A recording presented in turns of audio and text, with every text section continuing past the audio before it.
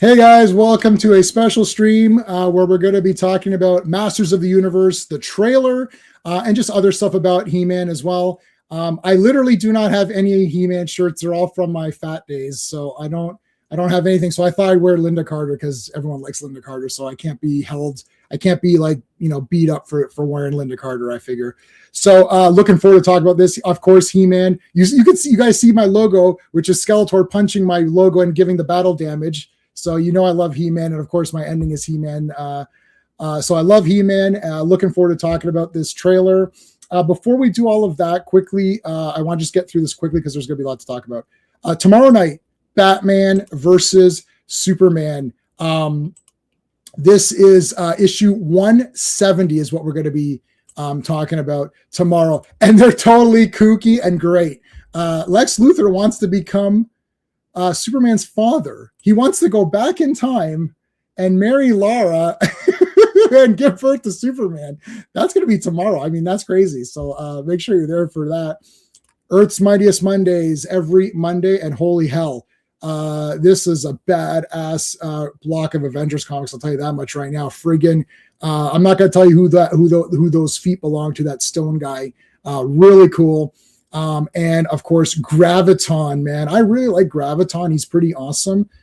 Great power set and a very unique character. I think he's cool. And there's a damn good fight with the Avengers. I'll tell you that. Tuesday Night Terrorvision. Boom. 976 Evil, directed by Robert Englund. Yes. I love this movie. Yeah. The main character, Hoax, is awesome. And Robert Picardo is in it as well. And then Wednesday in the War Room, we're going to talk about this horrendous movie called Expendables 4 or Expendables. I'm watching it again today. I have to watch it in batches. I watched 45 minutes and I had to take a break because it's just so brutal. I have it on Blu-ray because I'm an idiot, but I'll finish that off and then we'll talk about that on the War Room. Let's thank the Super Friends. These are the channel members. We thank them at the beginning of every stream. So thank you to Dan, Sean, Stephen, Brennan, Mark D, RR, Philip Story, DJ3, Digger Jim, Quagnar, Just Joe, GT James, Backseater, and Rogues. We always thank Clobberin Times. I don't think he was a big He-Man fan, but we definitely would want to hear his opinion on this trailer anyways. So thank you to everybody. All right. We've got a pretty good panel lined up, so let's start bringing in the people here so we can get her going. Hey, Sean. Yeah, Lex wants to impregnate, what's her name, Lara? No, he wants to marry her, Sean.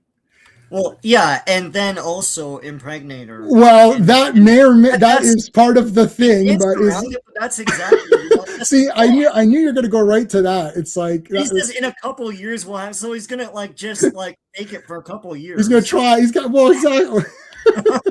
Wow. It's just terrible. All right, let's bring Steve. Let's bring Steve. You ever play roulette? Always bet on black. What's up, everybody? Always. What if you don't, and then you just lose? That's the problem. That's like Wesley Snipes gave away the tips right there. Yeah, that's the whole game right there. That's the whole game right there. All right, let's bring in Mr. We'll give him the Mr. Fan. We'll give Mark the Mr. Fancy Pants intro. Well, hello, Mr. Fancy Pants. Hey, Mark. Howdy. All right, we got one more to bring in. He's always in the chat, but today he's backstage. We got RR. What do we have here? We'll just give him the Conan. Why not?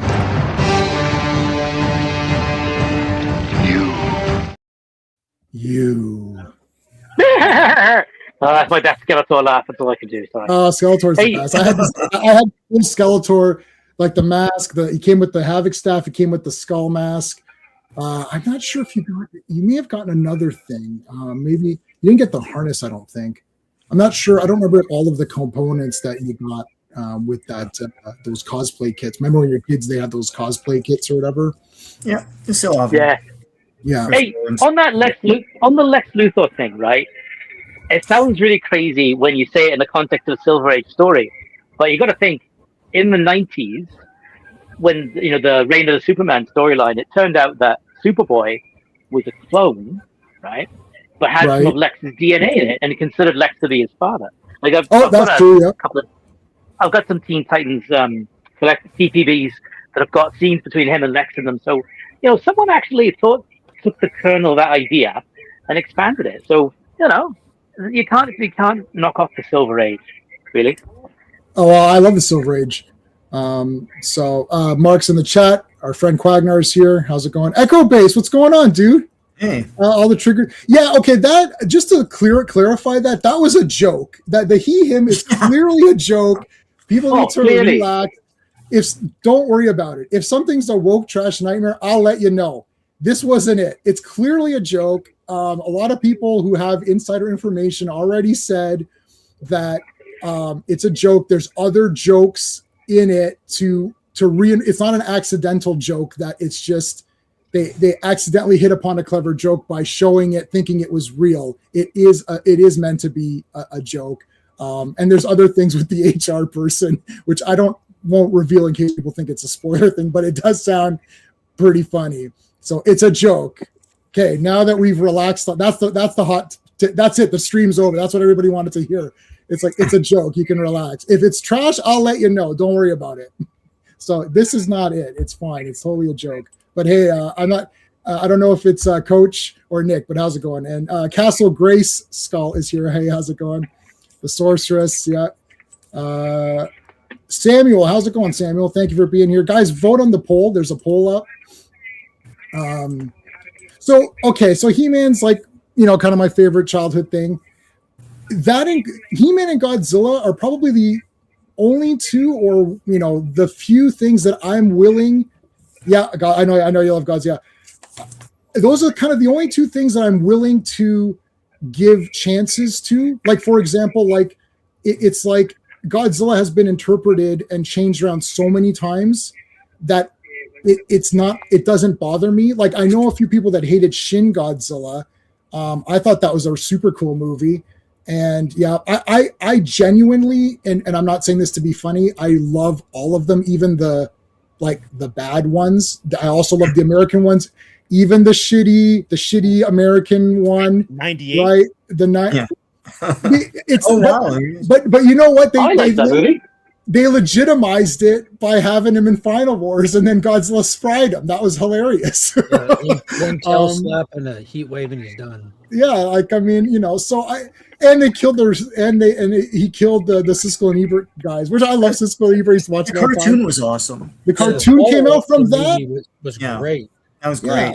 So He-Man as well. You got to think before we break this down, just so people understand.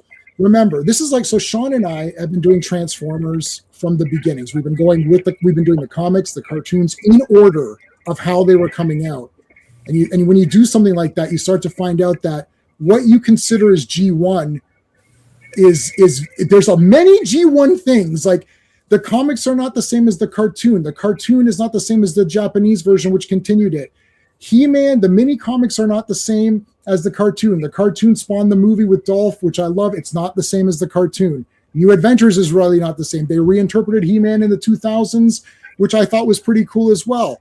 They've got the Netflix CGI He-Man, which I didn't think was that bad. I thought it was kind of fun, and my wife and I ended up watching the whole series, and I bought a lot of the toys.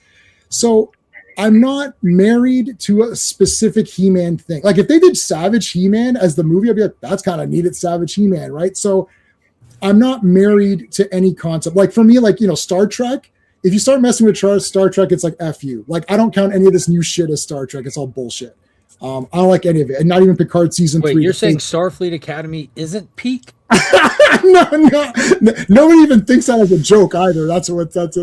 There's some people still think Picard season 3 was real Star Trek, even though it's clearly fake. So yeah, but He-Man, Godzilla, I'm trying to think, is there anybody else? Where I feel like even Transformers, it's kind of malleable. There's been so many Transformers. Now you're getting it. No. Hold on. But that doesn't mean those movies are good. So what I was about to say was that just because I'm open to different versions of He-Man doesn't mean I like them all. I.e., Netflix's Kevin Smith slop, where it's like, here, eat this slop. It's like, this slop tastes like shit, Kevin Smith, just like all your garbage movies, except for like Jane Silent Bob Strikes Back and Dogma's okay. It's like, here, eat this slop. It's like, no, I don't want your stupid shit. So that's where we're at, in my opinion, of He-Man in general. Hey, Skeptic, how's it going? I did want to show you guys. I brought these out. These don't come out too often, but I brought them out. I got some of the original cells from He-Man, from the cartoon. I only have a couple. I'll show them to you guys. Yeah, There you go. Then I don't pull these out too often. So there's He-Man, and I got they gave me some of the back ones. So there's He-Man, and I've got Beastman as well. Cool. So I actually had She-Ra, and I gave She-Ra to my cousin, and because she was a big She-Ra, we used to play He-Man and She-Ra. Oh, I would be Skeletor though, because we needed a villain, because she'd have to be She-Ra. So I was like, well, I didn't have the Hordak. Didn't have the Hordak gear. I don't know if they did a cosplay Hordak or not. I don't know if they did that. So I would just be Skeletor, because clearly Skeletor is like the greatest thing of all time. Hey, someone gave an angry face on Facebook. Who's streaming this to Facebook? Is that you, Steve? It's me, yeah. Well, someone gave you an angry Zigzag. Zigzag gave you an angry face on Facebook. There's Zigzag. Here it is. Stop being an asshole. Stop being an a-hole. A-hole, yeah. I don't know what. Try not to swear. Yeah. Who else is here? Who do we got here? Jordan, how's it going? Love the trailer. Can't wait to see the girl Veronica Lodge's Tila. Yeah. I don't know who that is, but that's Camila. Did she play Veronica in the TV show? What's Veronica? Is that Archie? From Archie, Yeah. from Riverdale. Who has two Yeah. thumbs and knows nothing about Archie? Oh my god. This Your guy, wife right? loves Archie, man. I know, so I don't know what to tell you. Sam, cautiously optimistic. Yes. Well, I like He-Man. Like, he looks good. Okay, we'll get into this. Like, okay, so that's my 2 cents. Sean, what's your 2 cents on He-Man in general? Oh, in general? Yeah. Like I grew up with it. I was day one, just like people my age, I guess. I guess my first guy was Ram Man, and then one Christmas I got the He-Man, Battle Cat, and Skeletor, Panther sets, like both of them at the same time. I remember the toys came out before the cartoon, and the cartoon was super hyped up, and it debuted Sunday afternoon here in Toronto, and I was like super hyped for that. And it was the babysitter, like whenever my parents had whenever my parents had someone over to do their taxes or something like that, they plugged me in front of the TV and I'd watch He-Man. They made a lot of VHS content as well back then, putting the episodes on and also making movies out of them and making wraparound stuff. So I watched a lot of that stuff. So yeah, it's always been there. I got Hordak and everything. It's something that you share with your family. Like my dad took me to see Secret of the Sword in a theater here at Scuppertown Center, and then we went to the when they had a live He-Man and She-Ra. It's probably like kids from like a high school or something. You're the fake He-Man. That's not the real guy. Yeah, it was like, like they had the gear and everything, and they were selling the toys at like the Eaton's or whatever it was. Man, so yeah, and I got I can't remember. I got Hordak out of that. The regular Hordak, not the weird stuff. So I didn't get Buzzsaw, but I have the spin. Yeah, I have the new Buzzsaw. He's pretty cool. Like he does shoot the Buzzsaw. Yeah, he does shoot it. Yeah. But yeah, no, it's always been there. I kind of chafe whenever people say it's ridiculous. I kind of understand it on an outside looking in perspective, but like, and when it's something that you grow up with, it's awesome. So I love the movie, and I saw that in the theater, like the Dolph Lundgren one. It grew on me because it's not super accurate, and that's something that we're going to have to talk about with this thing. Right? There's my yeah. It's wicked. But yeah, when it went away for a bit, I was wistful for it, and then when it came back as 2000X, I bought a bunch of the toys and everything. I liked the cartoon. I realized at the time it wasn't really, kids were not going to get into it because it's a bit too sophisticated. It's more of a teenage type of cartoon. But yeah, we've been waiting for this thing forever. So it's it feels like an event, but like it feels, and I told J-Man this feels like Dick Tracy to me. Dick Tracy was a movie that came out in 1990 that was 40 years past its heyday and killed the franchise. So hopefully this won't do that. But this is, about 40 years past the heyday and finally coming out. And it's like, and I kept saying this throughout the gestation of this movie. I was like, who is this for? Like, I'm going to go, but I'm 48. like who, it's like I don't think kids are gonna care. I don't think teenagers or young people are gonna care. This is really just for old ass me and old ass J-Man and old ass anybody else that grew up with this, like, when we were kids. But I'm grateful it's coming out. So the one bonus is that with Dick Tracy, he wasn't like, I watched the serials and all of that. He wasn't as around as He-Man has been around. I was going to say He-Man's more fresh because there's 4 different toy lines or something right now. There's many. There's well, they're still doing them too. Like, I mean, Dick Tracy was dead. Yeah. That was kind of dead. Even though I personally, I was pumped for that Dick Tracy. Yeah, I loved it's it. cool. I know you didn't like it. We already argued about this. That's fine. We're not bringing that up now. Anyway, plus you lost on that argument terribly, so we don't need to bring that. I super won. No, you won on Red Sonja, but you didn't win on Dick Tracy. That movie I sucks. won. No, you didn't win that one. No, Steve, who won between us? No. So Steve, so He-Man, so you're slightly older than us, right? Did you miss He-Man or? No, I was part of it because I'm about 7 years older than you guys. I'm 55, and so.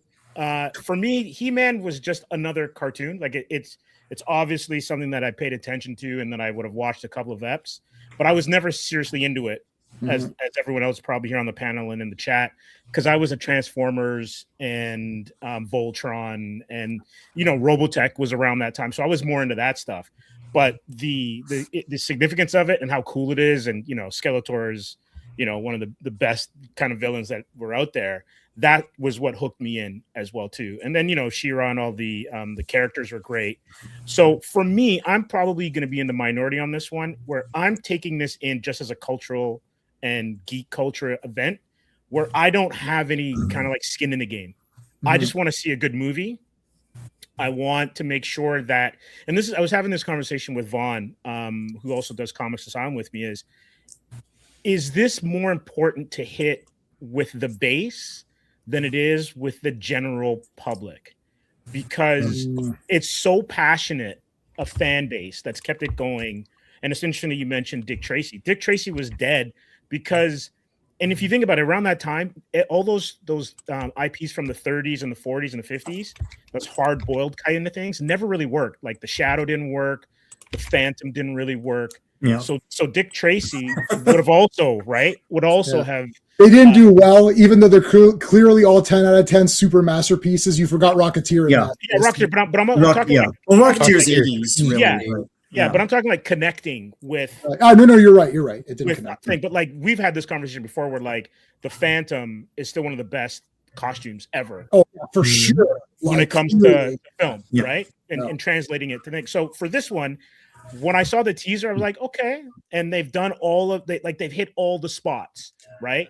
And I'll just take it to like a live action version. When they redid Miami Vice and they totally changed the tone of the TV show, it alienated anyone that liked it. And so what on its face, it might've been a good movie. It didn't hit the same kind of notes. So I want to see if this one hits the notes of the cartoon, and then all the adaptations, take the best of all the adaptations that have come since. It looks, I think it might, but an asterisk. Like there's an asterisk to this. We'll get to the asterisks. Yeah. Okay, so let's go with Mark. Well, Mark's younger than all. He's probably the youngest guy on here. Yeah, I'm in my 60s, bro. Did you? You're doing well, man. You're doing well. Did you know about He-Man? Fatal J, what's going on? I'm pushing 40, believe it or not. I look a little bit younger than I am, but yeah. Yep. So wait a minute. So how old were you for He-Man? Were you too young then for He-Man? No, so luckily I grew up poor. So all my toys, all my television was basic stuff. My toys were hand-me-downs. Grew up with He-Man toys. One of my earliest Christmas, the biggest present me and my brother got, that was a group present, was a Castle Grayskull, but it wasn't, we didn't open it out of a box. It was a hand-me-down toy that came from a yard sale somewhere. So it had some of the pieces to it. It was one of the biggest things. And I think it was like 91 or something. Me and my brother were swinging for the fences. The New Adventures of He-Man had started, and it was the coolest thing in the world because it was these characters that we've been watching and on reruns and on TV, and that we liked the toys we had, but they were reimagined. So I asked for the Power Sword, and he asked for the Chaos scepter thing, and we actually got it. That was like the biggest childhood toys scores of Christmas of our life. Was when we both actually got that. We could play against each other and run around in the yard. But as far as He-Man and caring about it, like with a bunch of other stuff, what I love the most, what I hold the closest, is the 1987 1987 movie. Like, I don't care two shits about the cartoon. I don't like the new ones. I like the one from the early 2000s. I thought that was pretty cool. The New Adventures was fun to watch. But Dolph Lundgren is He-Man in my mind. That, like, I'm Team Gwildor all day. Like, I know, like, you have a camp of people who don't like that they added that character for the movie. He's amazing. I love Gwildor. Yeah, like, how are we going to get indoors moving forward knowing that he's the Keymaster? We need him. But I absolutely love that movie. And the way that movie was for 1987 is how this movie looks for 2026. This is not an A-tier movie. This is not a B-rate movie. It exists in this magical, happy middle area where they know what they're doing, they know what they have, and they're leaning into it. Like, why not do it perfectly accurate Skeletor? Why not put every character we can fit in here? Why not the supporting cast be the real characters? Why shouldn't Castle Grayskull look 1-to-1 what it looked like in the opening scene of the cartoon? Why shouldn't Snake Mountain be 1-to-1? Like, fuck it, let's do it right. Yeah, it's just 100% right. So after that, let's just have fun. Yeah. And Fatal J, the music, if you listen at the very, very, very, very end, at the very end of the trailer, it's like the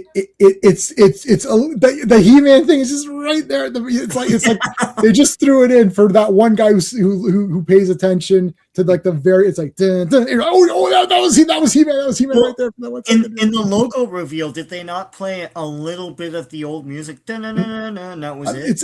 You know, they're doing it. They're gonna play. Okay, you know they're gonna play the music because they've hinted that it's gonna be there. Yeah. So. They're throwing in so many things. Like we'll share the screen in a minute, and I don't know if I'll get copyright strike or how that's going. What I don't care, but there are so many little things. Like I could just spend here. I could just listen to me talk and say, okay, that's this. Like they've got the weapons. Like they've got like Snout Spout's axe as the axes they're using. They've got the halberds that came with the weapons rack for the original Grayskull release. So there's all this, like, Vicor. I mean, the second I saw, like, it's like the statue, it's like this arm, I was like, oh, it's Vicor. That's cool. Yeah. Right? I was like, that's really cool. He's holding this practical too. It looked like a practical suit he was wearing, like with some CG augmentation on him. Yeah, it looked like they're putting a lot of effort into it. Like, what's it like? Trapjaw is like you can only you see him from like from the front for like 1 second, but you see him from the back and it's fully, you could tell. It wasn't like I couldn't tell who people were. Right. So, anyways. RR. So, did you like He-Man when it started out, or were you not as into it? All right. So I've got a few things to say, and one of them is pushing back against Sean. I respectfully disagree with you on a few things. So first of all, Steve and I are the same age. Which university did you go to, Steve, in Southern Ontario? Toronto. Oh, okay. No. So just wondering if we've actually met. Because I went to university same time as you in Southern Ontario, but I went to Trenton, Queens. But anyway, yeah. So Steve and I are the same age. With a buddy of mine. He was at Queens at that time. Oh, it's highly possible. That's a discussion for later. But as with Steve, I was in a different place age-wise when this come along. So I represent, much like Steve, a similar position, sort of almost a normie position, not a super fan. I did watch the cartoon just for fun, because I was in my teens when it came out. I actually didn't have any of the toys. Not really my thing, but I enjoyed it, right? And I saw the Dolph Lundgren film in the cinema, enjoyed that too. And like Steve, as a cultural phenomenon, that's my level of interest, mostly. I mean, I do want to see it as a cultural touchstone. I do want to see it done well. And I'm going to now push back against something Sean said, that it's 40 years out of date or 40 years too late, like Dick Tracy. Because in preparation for this stream, I watched this toy documentary about how the line was created, and how the initial design come from Frazetta paintings, right? And how Mattel went. The toys that made us, or whatever, that one, or the gray, or the better one, which is like the Master of the Universe one. That one, there's a better one than the toys that made us. Well, I watched the toys. Hey, I'm only a normie, so I watched the toys you made us, right? And it occurred to me watching that it really hasn't gone away. That there is a fan base, and it is mostly older guys who enjoyed the show a lot. Although apparently 20% of the audience for the cartoon was female, which of course is why She-Ra came about, right? But it really, it hasn't gone away. And in fact, if you look at all the cartoon attempts to reinterpret it, to update it, it has never died. It's one of those things that, you know, it's just like so many of the cultural touchstone IPs, you know, like Star Wars or Indiana Jones, they hit that sweet spot. They get lightning in a bottle first time out. And then over time, people try and recreate that. And some come close, some don't. But I would say that He-Man still exists within a space of the cultural consciousness that Dick Tracy had faded from. So I don't think it's going to fail for lack of knowledge. And what I've seen in the trailer, well, I guess we'll get to the trailer later. But that's my take on it. Oh, I think what Sean was talking about, and the way I interpret it too, is that like it's been around because the true hardcore guys have kept it going by constantly pumping money into it. Like when the He-Man toys went to the Matty Collector Club, I got 2 subscriptions. That's a subscription-based model where you got multiple figures a month, and it was massively expensive. The resale on those is quite high because so many people were unable to acquire the figures. They would sell out within a minute because you've got all your 40-plus-year-old guys sitting like this with a mouse, hitting refresh, 3,000 times till they got through. Like I got 4 Scareglows. I sold one like $700 a piece. I bought 4 of them for $20 a piece. And I've got Castle Grayskull from that line, which was $300. It is going for $4,000. And I've got it mint in box because it was so, but it's so hyper. Like Dick Tracy was dead. I agree with that. Yeah, like, that was dead. I just want to go ahead, Sean. Go ahead. No, I'm just to clarify. I did acknowledge, He-Man's a lot fresher than Dick Tracy, but I'm talking about the heyday. Like Dick Tracy's heyday is like I'll agree with that. He-Man's heyday is the 80s, definitely, and to this day, it's legendary how much money, like $4 billion or some insane number. Yeah, some billions of dollars. Yeah, so that's what I was saying. Crazy. Yeah. For this little guy, this guy. Yeah, my legs are still on my battle armor He-Man. His legs are still. This doesn't work anymore, but the legs are still. I got better. If the legs are off, that's it. You can never restring that. Well, you can go to the YouTube guys, and the YouTube will show you how to do it. But and it's hard. It's not like O-rings, but yeah. I had 64 He-Man figures. My mom worked as a buyer for Eaton Center. You know Eaton's, right? Everybody here would know. Oh, yeah. Maybe Mark. Oh yeah, not Mark. Yeah. So Eaton Center, that was like a big super massive like supermarket or what am I trying to say? Whatever. Mall, big thing. So my mom was a buyer, so she knew the buyer for toys. So she would say, "What's coming out?" That's like a thing that my son would want. He's like, "Oh, this He-Man thing is really going to be taken off." So like they're ordering lots of cases. So she's like, "Oh, can you save me one of all of the guys?" So like, I mean. I was not spoiled in anything. There were 6 of us living in a 3-bedroom apartment for most of my life. I have one spoiled thing, and that was He-Man. That was the only thing I had. I had like 5 Transformers after begging and pleading and trading with other kids. I had a few superpowers because they were cheap. G.I. Joes, I had maybe like 10 or 12. That's it. But He-Man was the one. That was the okay. Jay can't get anything. He-Man was the cheapest. So there. G.I. Joe was pretty cheap too, but G.I. Joe's felt small. You know what I mean? Like they felt like you weren't getting a good solid toy out of it, right? So I was spoiled in one capacity only, and that was with He-Man. So that was my one thing. So sorry. Or anything? What else did you want to mention? Oh no, I was going to say to you actually, just because we were talking about pulp heroes earlier, right? And I was mentioning that I was coming on this stream to my wife, and she said, "Oh, is that?" But like she mentioned the Phantom, and apparently the Phantom ran continuously here in the 80s in the newspaper, the Dominion Post. So it's still going now. So the impact of that. Yeah, Mark Schmidt. It never stopped. From whatever that date was, every day. 1934. 34. The guy wrote it on his deathbed. His wife continued it on because he left her some notes. Then his protege continued it. And it's still going. It's on King Features. You could check right now. You could get the licensing rights. Oh, remember Ray Fox is writing it right now. I don't think there's any relation to Lee Fox, but and they just announced the next series, Mad Cave Studios. the company that publishes Dick Tracy right now is publishing the Phantom right now, and it's incredible. Artwork's fantastic, OG style Phantom, just modern take. Well, this is not live. This is live, Zigzag. So I'm not sure why. Yeah. How is Subtitles. it could be subtitles on or something. That's weird. But yeah, the Phantom never stopped. It's still going. It's just like the Energizer Rabbit. Keeps Longest going. running superhero in comic book history. Yeah, and he is awesome. Mm-hmm. Hey, how's it going? Sean Fleming. My question is, where is She-Ra? She's probably kidnapped by Hordak. Sequel stuff. Sequel, exactly. Yep, Yeah. Sequel. she's been kidnapped by Hordak as a baby. There's a rumor that Hordak is in this movie, but I'll believe it when I see it.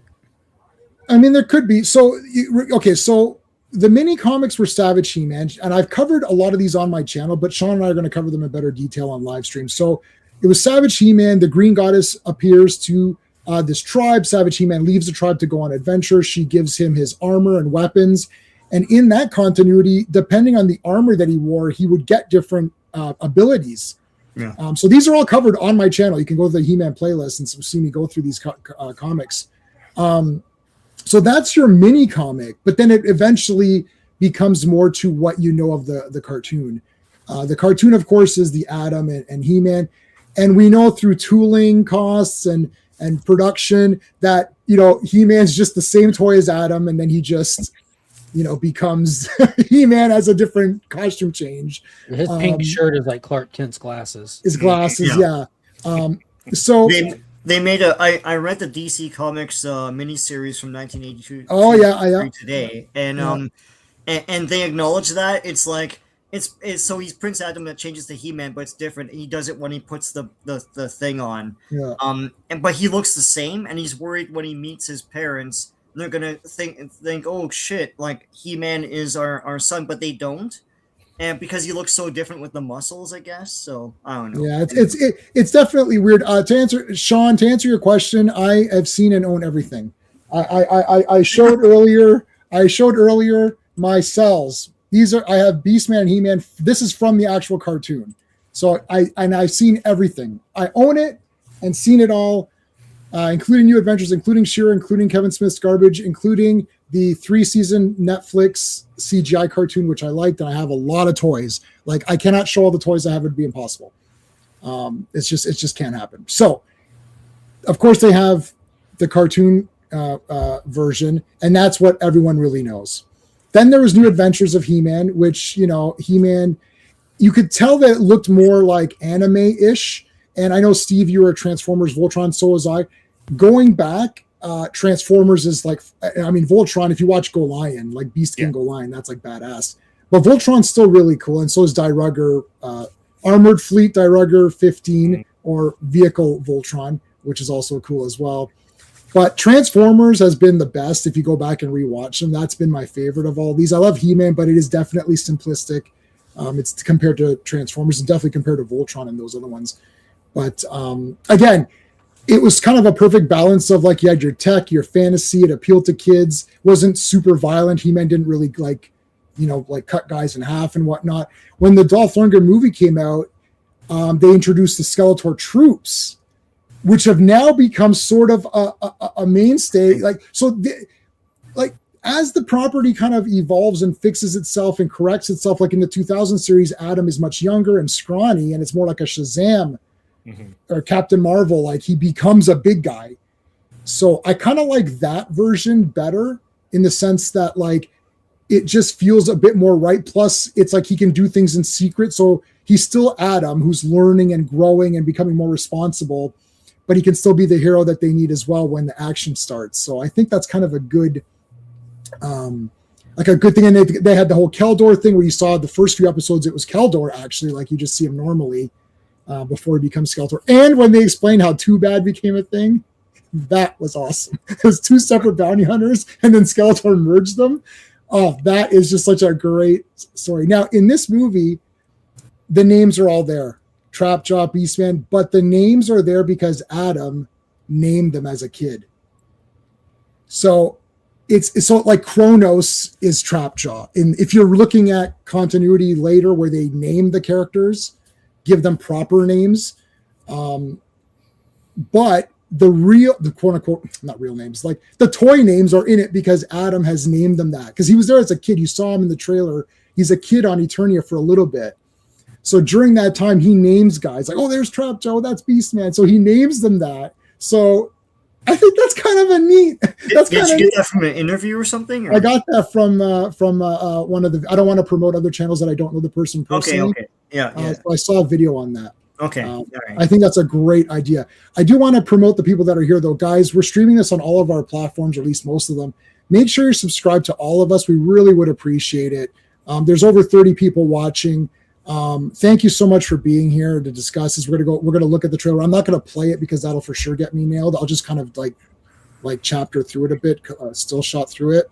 But please make sure you subscribe to my friend Sean and Steve, and I don't know if Mark's link is there as well. All the links are there, and all of these guys' links are in all my videos and live streams anyways in the description. So even if you miss it today, you can still go back. So I really would appreciate it.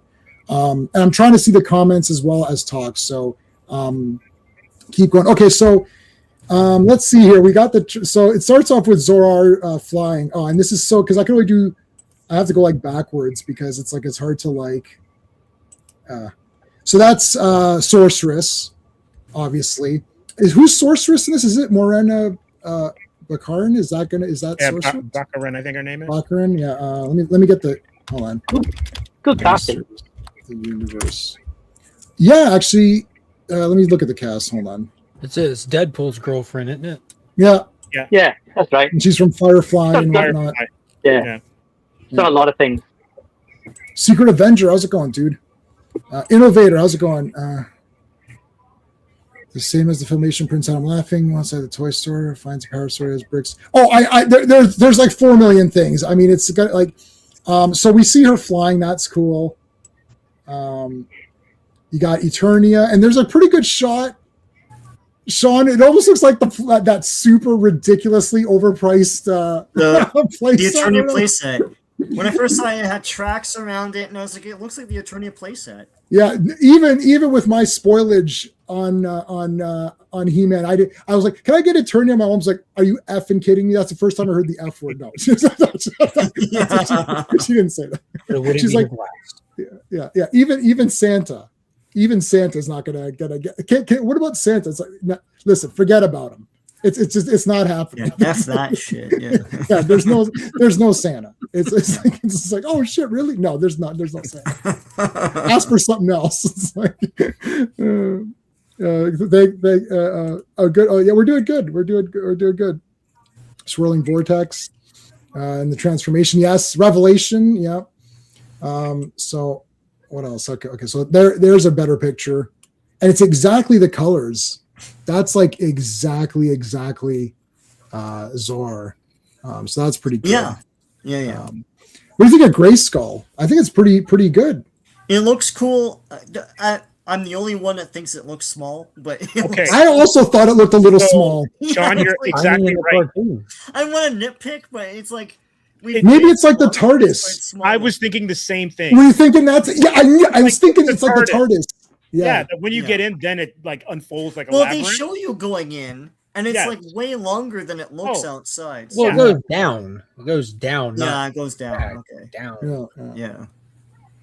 Well, again, depending on where you're getting your sources from, in some of the comic book versions, it almost looks like some sort of creature died there, and it like and like it's like you're going into this thing that was there, and they built it around that a monster or something. But I like this magical version better. Do you think the movie? I don't like Kevin Smith's version, even though I own them on Blu-ray. 80 plus card. Do you think the movie's based on Kevin Smith or the 80s cartoon? It looks yeah, no, it's not. It's definitely 100% not going to be the Kevin Smith version, because I don't think very many people really like that. The animation is definitely good, but to that point, does Netflix still hold like releasing rights for that? Because this is Amazon that's made this movie. Yeah, I don't know, because the CGI one is for sure Netflix. That one's the Netflix produced one, I believe. Revelations as well.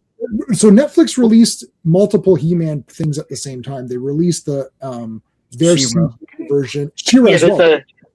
You would think that the live action and animation rights to be parceled out separately.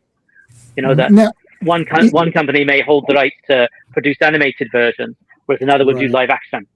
I think that they've been fighting with holding the rights with MGM for a lot longer than Netflix had the rights for that animation thing. Yeah.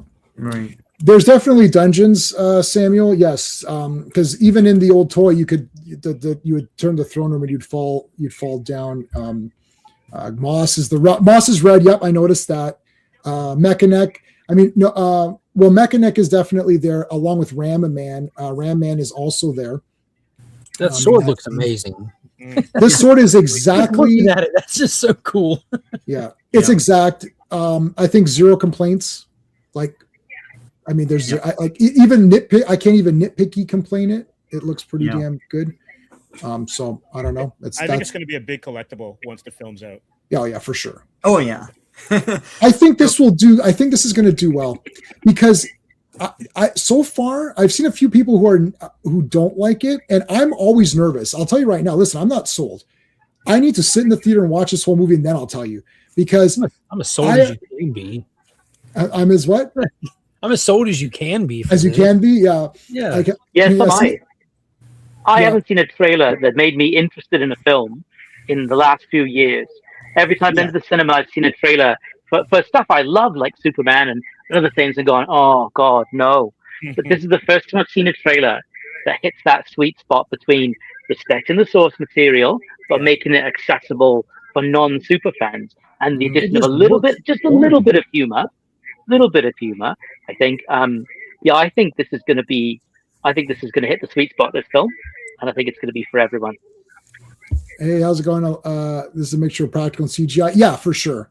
Looks better than Dolphin. I love the movie. I think you mentioned it earlier, J-Man, about how you don't really care that much if they deviate like you do with Star Trek or something. Yeah, that's for He-Man because there's so many. It looks fun and accessible. Like you said. Yeah, like I'm not even the Kevin Smith one. If people like it, I'm not angry about it. It just pissed me off because you know why it pissed me off? This I'll tell you very honestly. This is very easy. They lied. They said it was going to continue on, and they lied. And they honey-dicked us into watching it, into hyping it up. The fake trailer that they did for it. I need a hero, and then we get there, and by episode 2, we're watching something that you didn't tell us you made. Yep. And I'm not ashamed to say that I like the made-for-kids CGI Netflix one, 3 seasons. My wife and I watched it together. We ended up enjoying it. I bought almost all the toys. I got every action figure, I think, even Mosquito and stuff. And that one had it where He-Man gets the power and then can share it. So here's what happened in that one. He-Man has the power sword. So he says, I have the power, and he gets it. And then Duncan becomes Man-at-Arms. Right? Teela becomes the sorceress. So she has a staff that she says, I have the power, and she becomes sorceress. Duncan has his mace, and he becomes the Man-at-Arms. And Skeletor's Havoc staff can also grant powers. So, like, Beastman can turn into, I forgot what his name was, but he could turn into Beastman. And, like, Kronos can turn into Trapjaw. Like, they become bigger. And Trapjaw, like, literally, like absorbs things and, like, destroys it with his jaw. It's kind of neat. And This was the 1990s. It sounds like a standard way to sell toys. We're going to sell the regular guy with the pieces you put on top of them. Yeah. Like the Swamp Thing toys and stuff like that. I have almost every Swamp Thing toy, by the way. Just as a random. We're trying to sell figures over here. Right. There's no Orko. That's confirmed. Yeah. King Gwildor. Nor Gwildor or Orko. I like Gwildor. I'm holding out hope. But no Zodak, no. I didn't see Zodak. I don't. Many faces or anything. Somebody meant there is Triclops. He is like a desk decoration or something in his day job. Oh yeah, the background. That scene has a lot of stuff. Mm-hmm. I will say that Gwildor has like the best line, one of my favorite lines in movies, where Kevin says, "Oh, I'm just a lousy keyboard in a high school band. There's a million of me. No, there's only one of you." Yeah, wasn't that great? Yeah. That hits you right in the feels. No, there's only one. Yes, I really like that. Songs.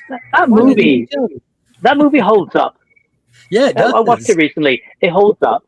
It's as part of that 80s sword and sorcery. Although this is on the sillier end of that continuum, but as that 80s sword and sorcery whole thing, the movie holds up. It is entertaining, and I challenge anyone who says it isn't. No, it's awesome. And my wife likes that, and I showed it to my niece and nephew, and they liked it as well. Everyone likes that one. If you're not, remember, first of all, think about the New Gods. Think about Jack Kirby, and then it's like, hey, boom tubes, the flying discs. You're like, wait a minute, that looks like Dark Side. It's like it's Dark Side. I love. So it's really a New Gods movie, which is kind of cool. It's like we got this random, but Frank Langella is fire. It was our first after credit. That was the first after credit scene I ever saw in my life. Me too. Took you 40 years. Yeah. All right, so more of Eternia here, which looks great. Someone mentioned the new Skeletor. He looks cool. My problem with the CGI overall in this trailer is it looks very flat. It looks like someone drew something on paper and just put it like I see no real texture or 3D rendering of Skeletor's face. I have to see him talk. It looks more just like a cool drawing. Mm-hmm. It doesn't really look like a thing that's there. But that might be because we're seeing a trailer now for something in June.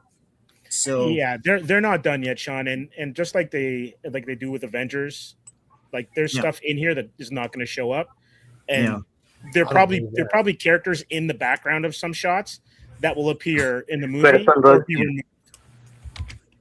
I'm willing to bet my left hand that 100% of this movie is 100% done, and everything in this trailer will be in the movie. That's such a rare occasion for you to see stuff in trailers that don't make it in the movie, and very unique to Marvel and very select other things. Nobody likes to make movies the way that Marvel does, except Marvel. So that's a crisis mode scenario that they operated in freely. Nobody else does that. That's like guaranteeing for trouble. I think that's what he looks like. I think it's just going to be weird at first to see it. That first shot we see, I get what he's saying. It looks uncanny. You have that uncanny valley feeling with the contrast of his cloak on the white skeleton. It almost looks like these AI trailers we see and stuff in that one shot. But then at the end, when you see him kind of moving and yelling, I think it's just going to be weird. We wanted to see an accurate Skeletor with a floating skeleton that you can't just silhouette it in a cloak, and they're going to give it to us. It ain't going to be like Frank Langella where you see his full head and prosthetic up and stuff. No, they're going to give you exactly what that cartoon looked like, and that this is what that looks like. Right. Beastman will be CGI too. We see him jump on the car. He looks good. This kid is perfect. I'll just say that right now. It's like I saw this kid's face. I was like, holy shit! It's like Kid He-Man. It's like little Kid He-Man. That's great. So, J-Man, like to Mark's point about like you had said, there's different iterations. We talked about the Earth stuff here. So I have never really been that angry that the story is that they exile him to Earth for his own protection, and then they bring him back, and he's like, I've always felt like out of place, and here I am as and he becomes He-Man. I think that's a compelling story. It's a version of He-Man. What do you think? As I said, I'm okay with different versions. What I'm disappointed about slightly is that I wanted to see him and Teela growing up together, roughhousing, and Duncan coming in saying, all right, you two get along, you two fix this up, and meeting Cringer and going on little mini adventures, and Teela kind of bailing him out a little bit, and now Adam, what were you doing? You and Teela, what were you doing over there? Oh, sorry, Father, we saw like a bat or something. He's like, oh, that was dangerous, Prince. You've got to mind your man. Duncan, I told you got to look out for my son. I feel like that is the kind of the neatness of it, like those two. So I think by exiling him, you're losing. I'm not angry about it, and I understand why. Like I understand in the movie why, so I'm not tense. But I feel like that's just kind of neat and gone. I don't know. But like, his mom is on Eternia for a bit as a kid. He is on Eternia for a bit, so that might fix it. His mom, if you're going to say Queen Marlena, she's definitely from Earth. She's an astronaut. So if he's sending someone, if you're going to send someone somewhere, she would send him to Earth because she knows Earth. Yeah. So I'm not saying it doesn't make sense, and it has happened in comics, not in the cartoon, I don't think. But I haven't watched that old one in a long time. Wow. So it did happen in some of the comics, though.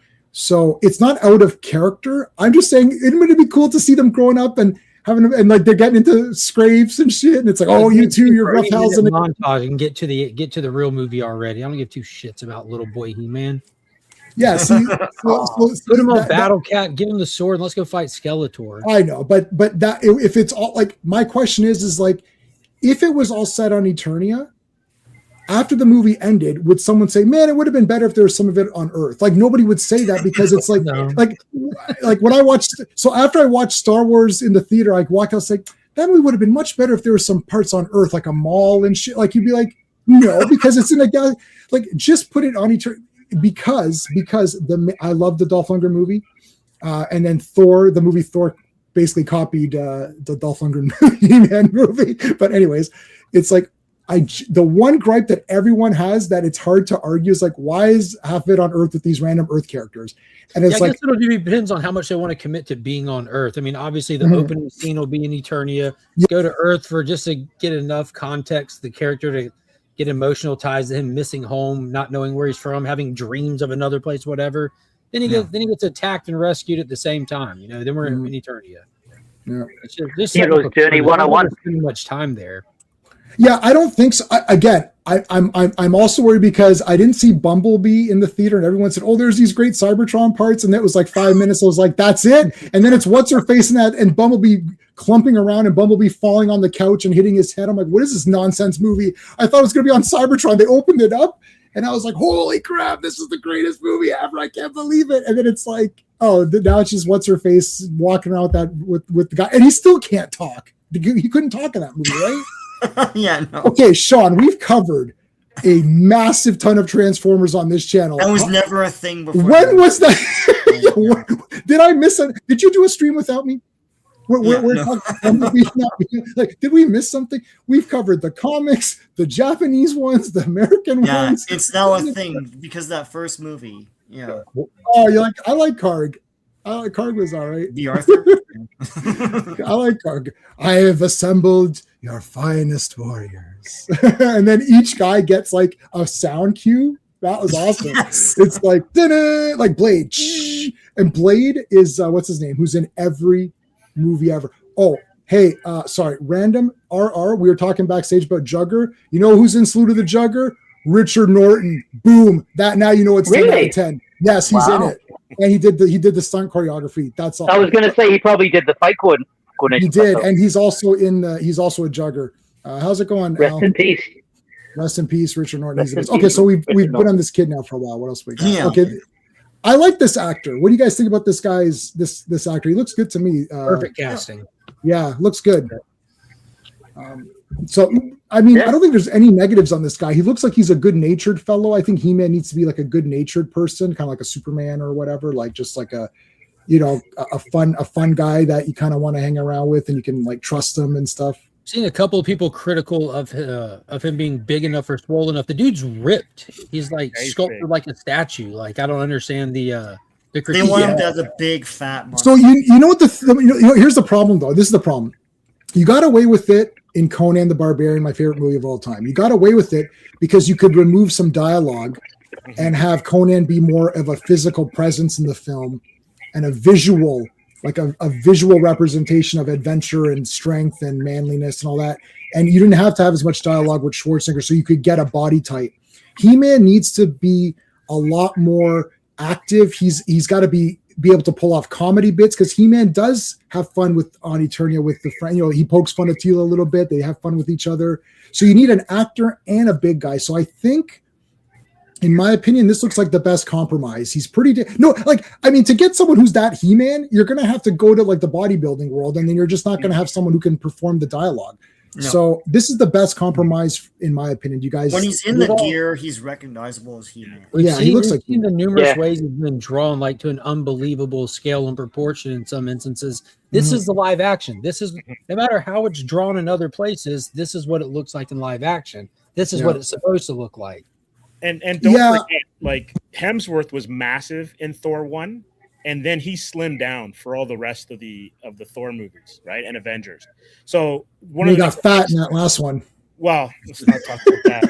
Nobody likes fat Thor, but anyways. Don't talk about that. But like, one of the things that makes it work is that Hemsworth is personable as an actor, and if this guy can do it, it's going to work. I'm already sold. When you see him laughing Mhm. when they're flying through the portal, I'm like, oh my god, this is him. This is Okay. So Mark posted this on his Instagram. Make sure you guys are subscribed to everybody here. I really would appreciate it. Thanks for we had 40 people at one point. I really appreciate everyone being here. Thank you so much. It's great to share this with you guys and talk it through like civilized people. So I appreciate it. And there's been no trolling in the comments as well. So that's great too. So thank you for that. Yeah, this is let me put your full screen. Hold on. They have to do this, buddy. Like, I mean, come on. You have to have Battle Cat. They've done it before with stuff. They did it in Strange Brew. They had the line and they were cranking his tail. It's like, yo, he's not saying anything or whatever. So I should have done this entire stream in Canadian. It would have been better. Stop being an a-hole. Yeah, I know. What do you mean an a-hole? I'm more than just a-hole. Okay. So, Sean's drinking pop. He doesn't want to show who he's supporting. Yeah. I'm trying to get product placement. hold on. Execute Order 66. Yeah, so the round things are supposed to be rotons. It doesn't look anything like it, but Oh, what? Oh, really? Okay. Yeah. Yeah, someone said that on I think it was like one of these channels, but Why can I not get the queen? Like they refuse you to got get her just now. I got her boobs. I gotta get Yeah. her face. Oh yeah, I recognize her now. Yeah, okay, of course, that's her. Who's the queen? Let me see. What? Casting wise? Yeah, casting. Charlotte Riley. Let's see who she looks like. Oh, Tom Hardy's wife. Oh yeah. Tom Hardy's wife? Yeah. Oh, okay. Mini Driver? No, it's not Mini Driver. No. No. She's really tall, Mini Driver. She's very tall. Why is that a preposterous idea or No, Mini Driver makes me laugh. I don't know. Oh my god! Like what the heck is that's a random? That's so random.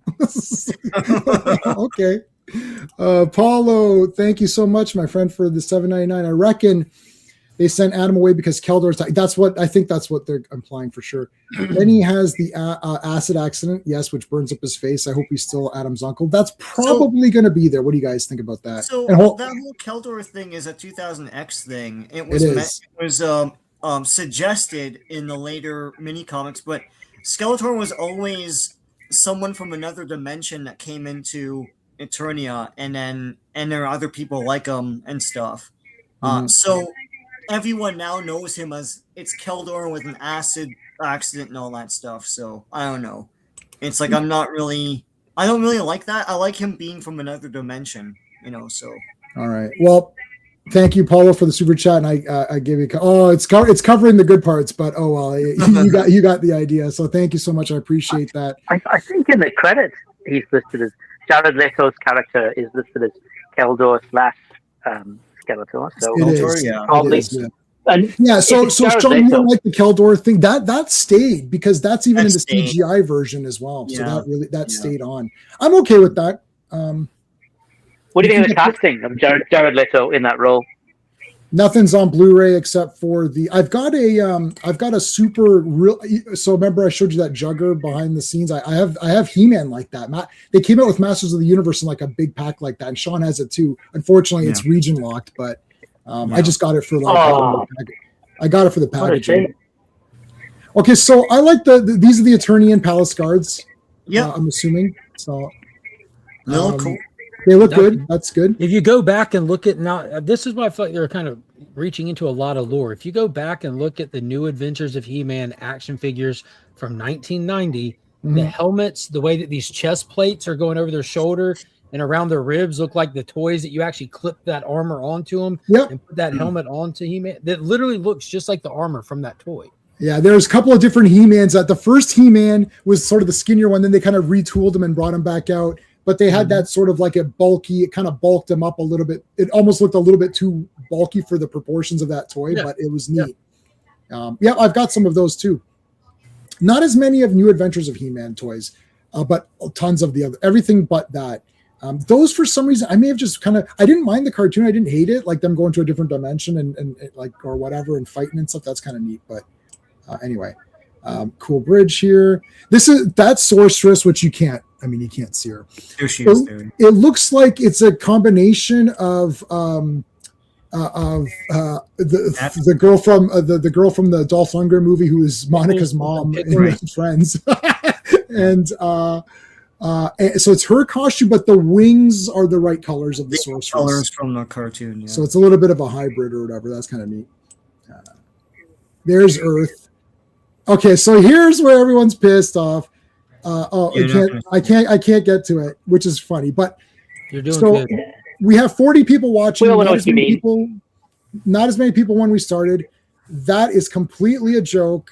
It's meant to be a joke. It's obvious because they zoomed in on it and then panned up, which is to say, look how silly this is. And it makes sense because he's He-Man. So it actually would have been funny if it said He-Man, but not they can't do that. He's literally doing a face palm. Yeah, he's just like, but there's more to this. So there's more to this scene. And then when he meets the HR person, there's even more to it, which definitely will let the audience know that they're making fun of this. As well as the woman who's getting onto him for grabbing the sword.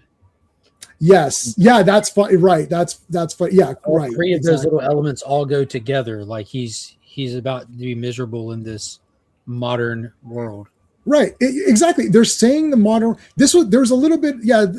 I think, you know what? I think man at a time.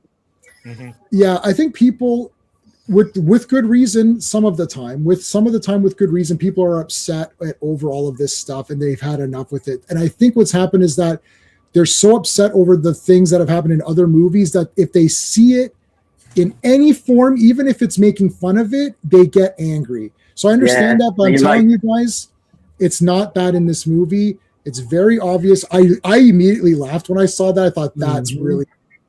Bro, this is the original owner of pronouns right here. This is He-Man. Yeah, he's He-Man. He is like... And now that I think about it, we should be blaming him. Yeah.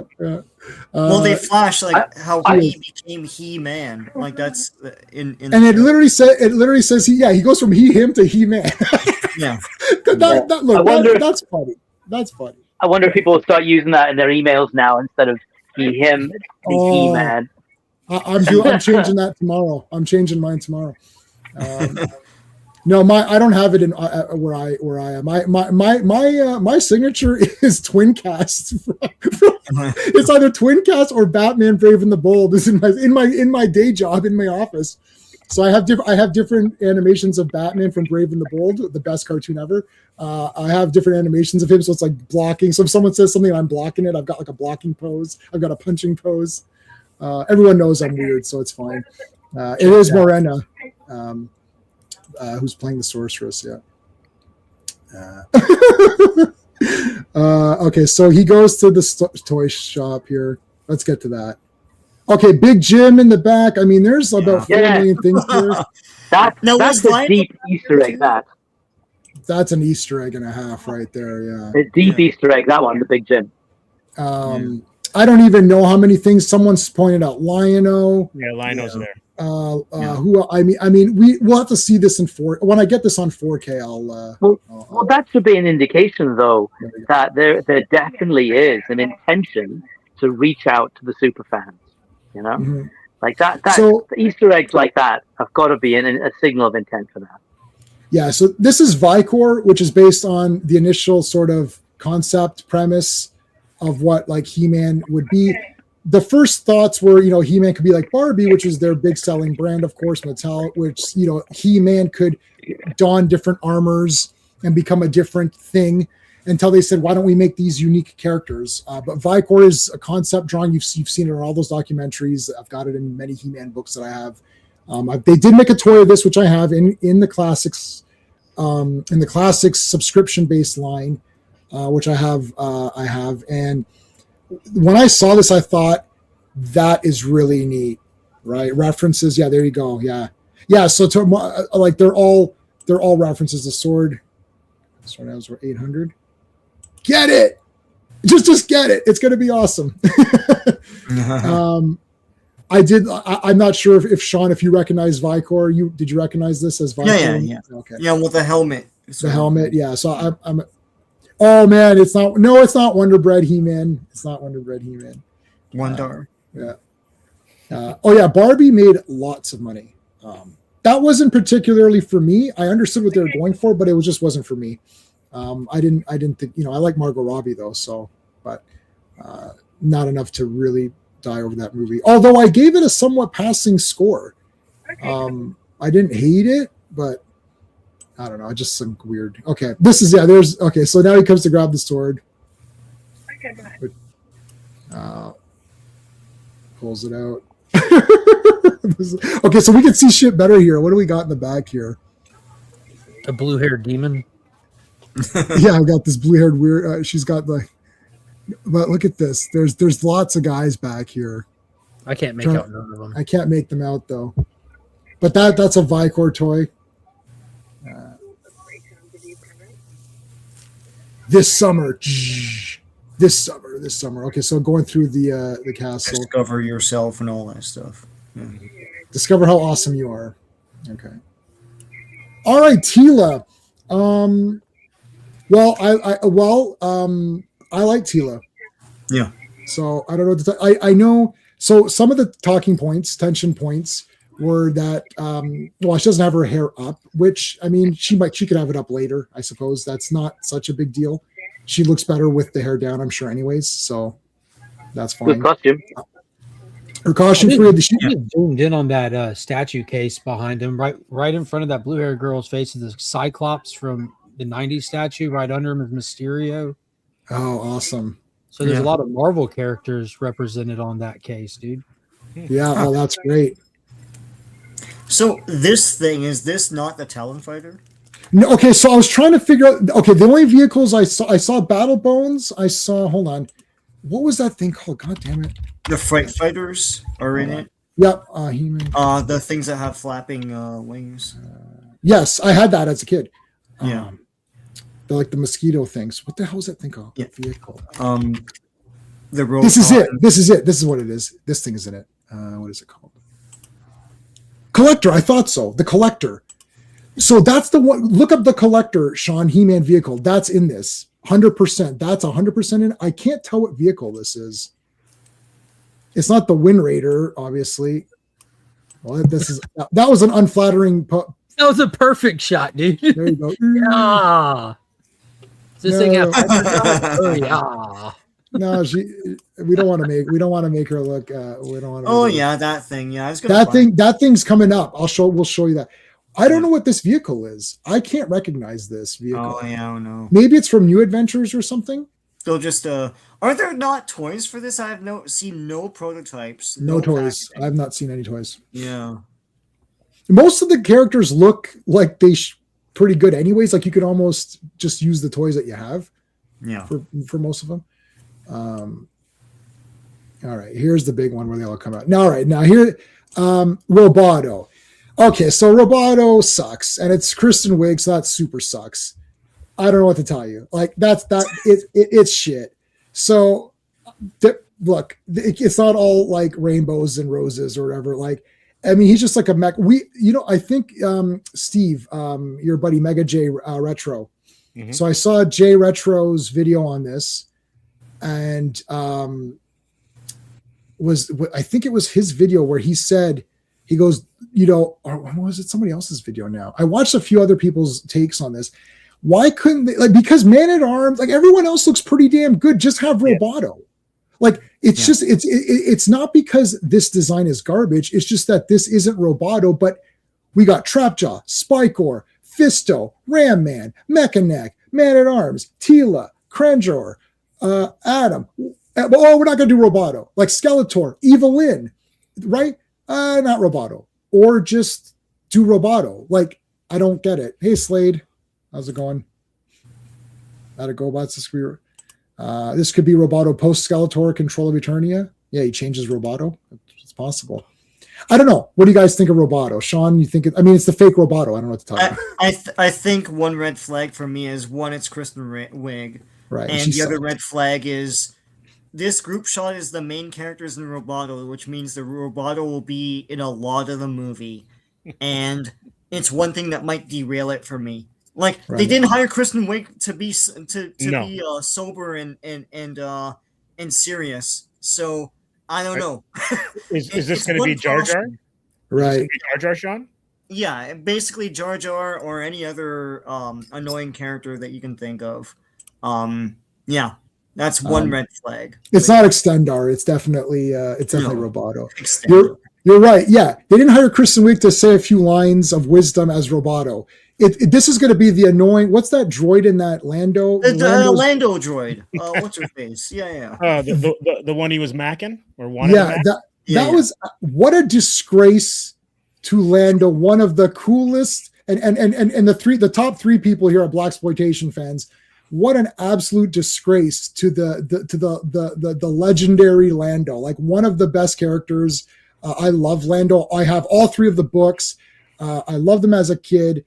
I thought he was cool. He wears capes, and they made fun of the cape thing. F that. They made fun of the cape thing. That pissed me right off. They thought it's neat to constantly make fun of iconography to be cool, or I don't know. Yeah, it's like ironic distancing bullshit. Not only that, like his coolest moment is when he approaches Leia and is like, "Well, what have we here?" Yeah, that's him. And that guy is with like a robot. He's trying to mack a robot. Yeah, stupid. Yeah. Why would you do that? Yeah. It's not the same guy. It's not the same guy. Sorry. Yeah, absolutely disgrace. That's Billy D. Williams, man. WTF? 5. Exactly. Yeah. Everything he does, he was even cool as Two-Face. Yes, he was cool as Two-Face. Yeah, up to Empire Strikes Back, he was Lady Sings the Blues, Mahogany. Mm-hmm. Like he was like Brian song, romantic lead. He's a romantic lead, and he's badass, man. I don't understand. Yeah, that and I didn't like that they made fun of the capes because like, I wear different capes, and they try to make that like a comedic thing. It's like, no, he wears capes because that's cool. Like, what's that pissed me off. So hopefully this movie doesn't do that where, like you can take it too far. Like I think Gunn does that sometimes where they take the humor too far, and then Nighthawks for sure. Nighthawks, he's amazing in that movie. But like you can take it's too much of a good thing, and knowing when to dial it back can sometimes be a delicate balance. But hopefully, if they're gonna go down that self-deprecating humor kind of angle, they don't go too far. Yeah, I don't know. A Granamir? No way. I don't think that's happening. I want to say about this trailer is that there is a little goofiness in the Earth stuff, but the teaser trailer suggested that this is going to be goofy and make fun of stuff.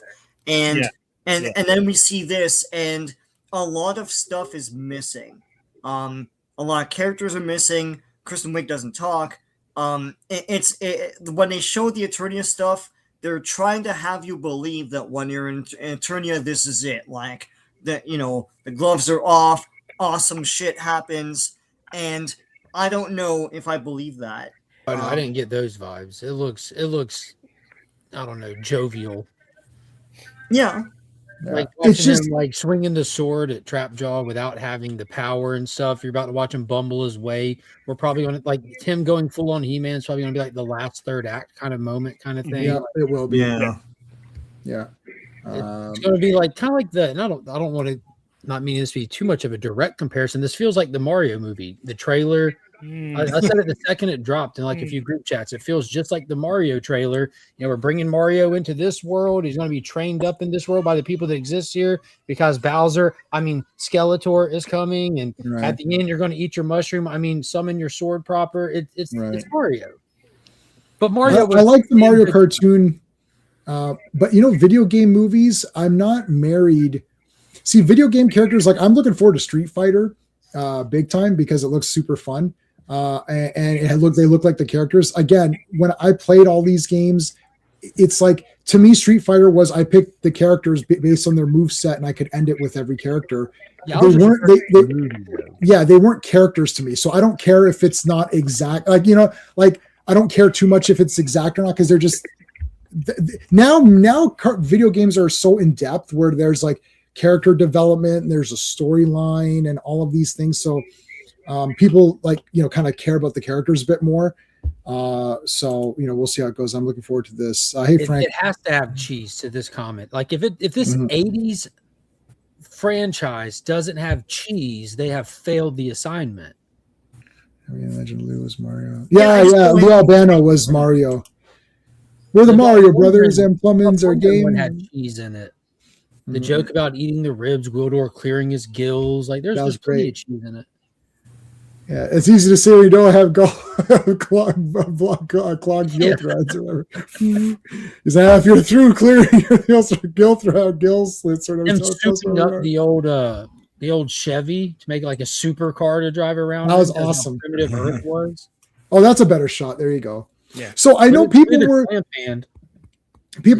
bit.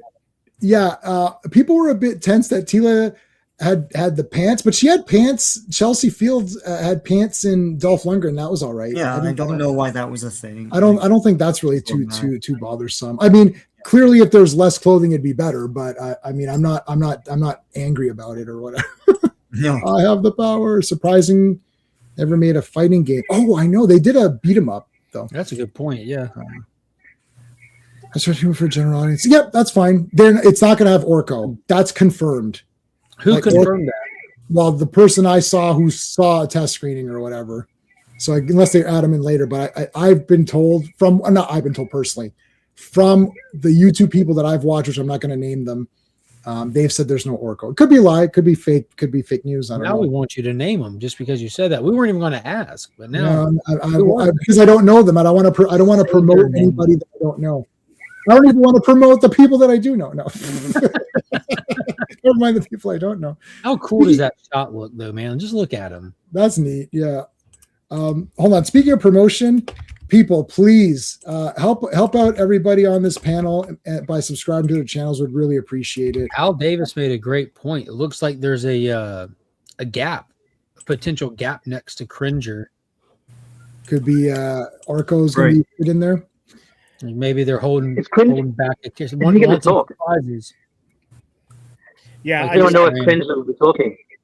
I can't see them. Like I know what you're saying, Legion, but like I can't see them like putting all their cards on the table just yet. There's got to be stuff that they're holding back. Yeah, for sure. I'm just saying the fake trailer bit is a rare thing. Like, because how long was this trailer? A minute and a half. How long's the movie? Like an hour and a half at the bare minimum. So yeah, they're clearly not going to show you certain things in that aspect. But I don't see them like going the extra mile for trailer manipulation because that costs money and that's last minute crisis stuff. But at the same time, playing the own devil's advocate, it's Amazon.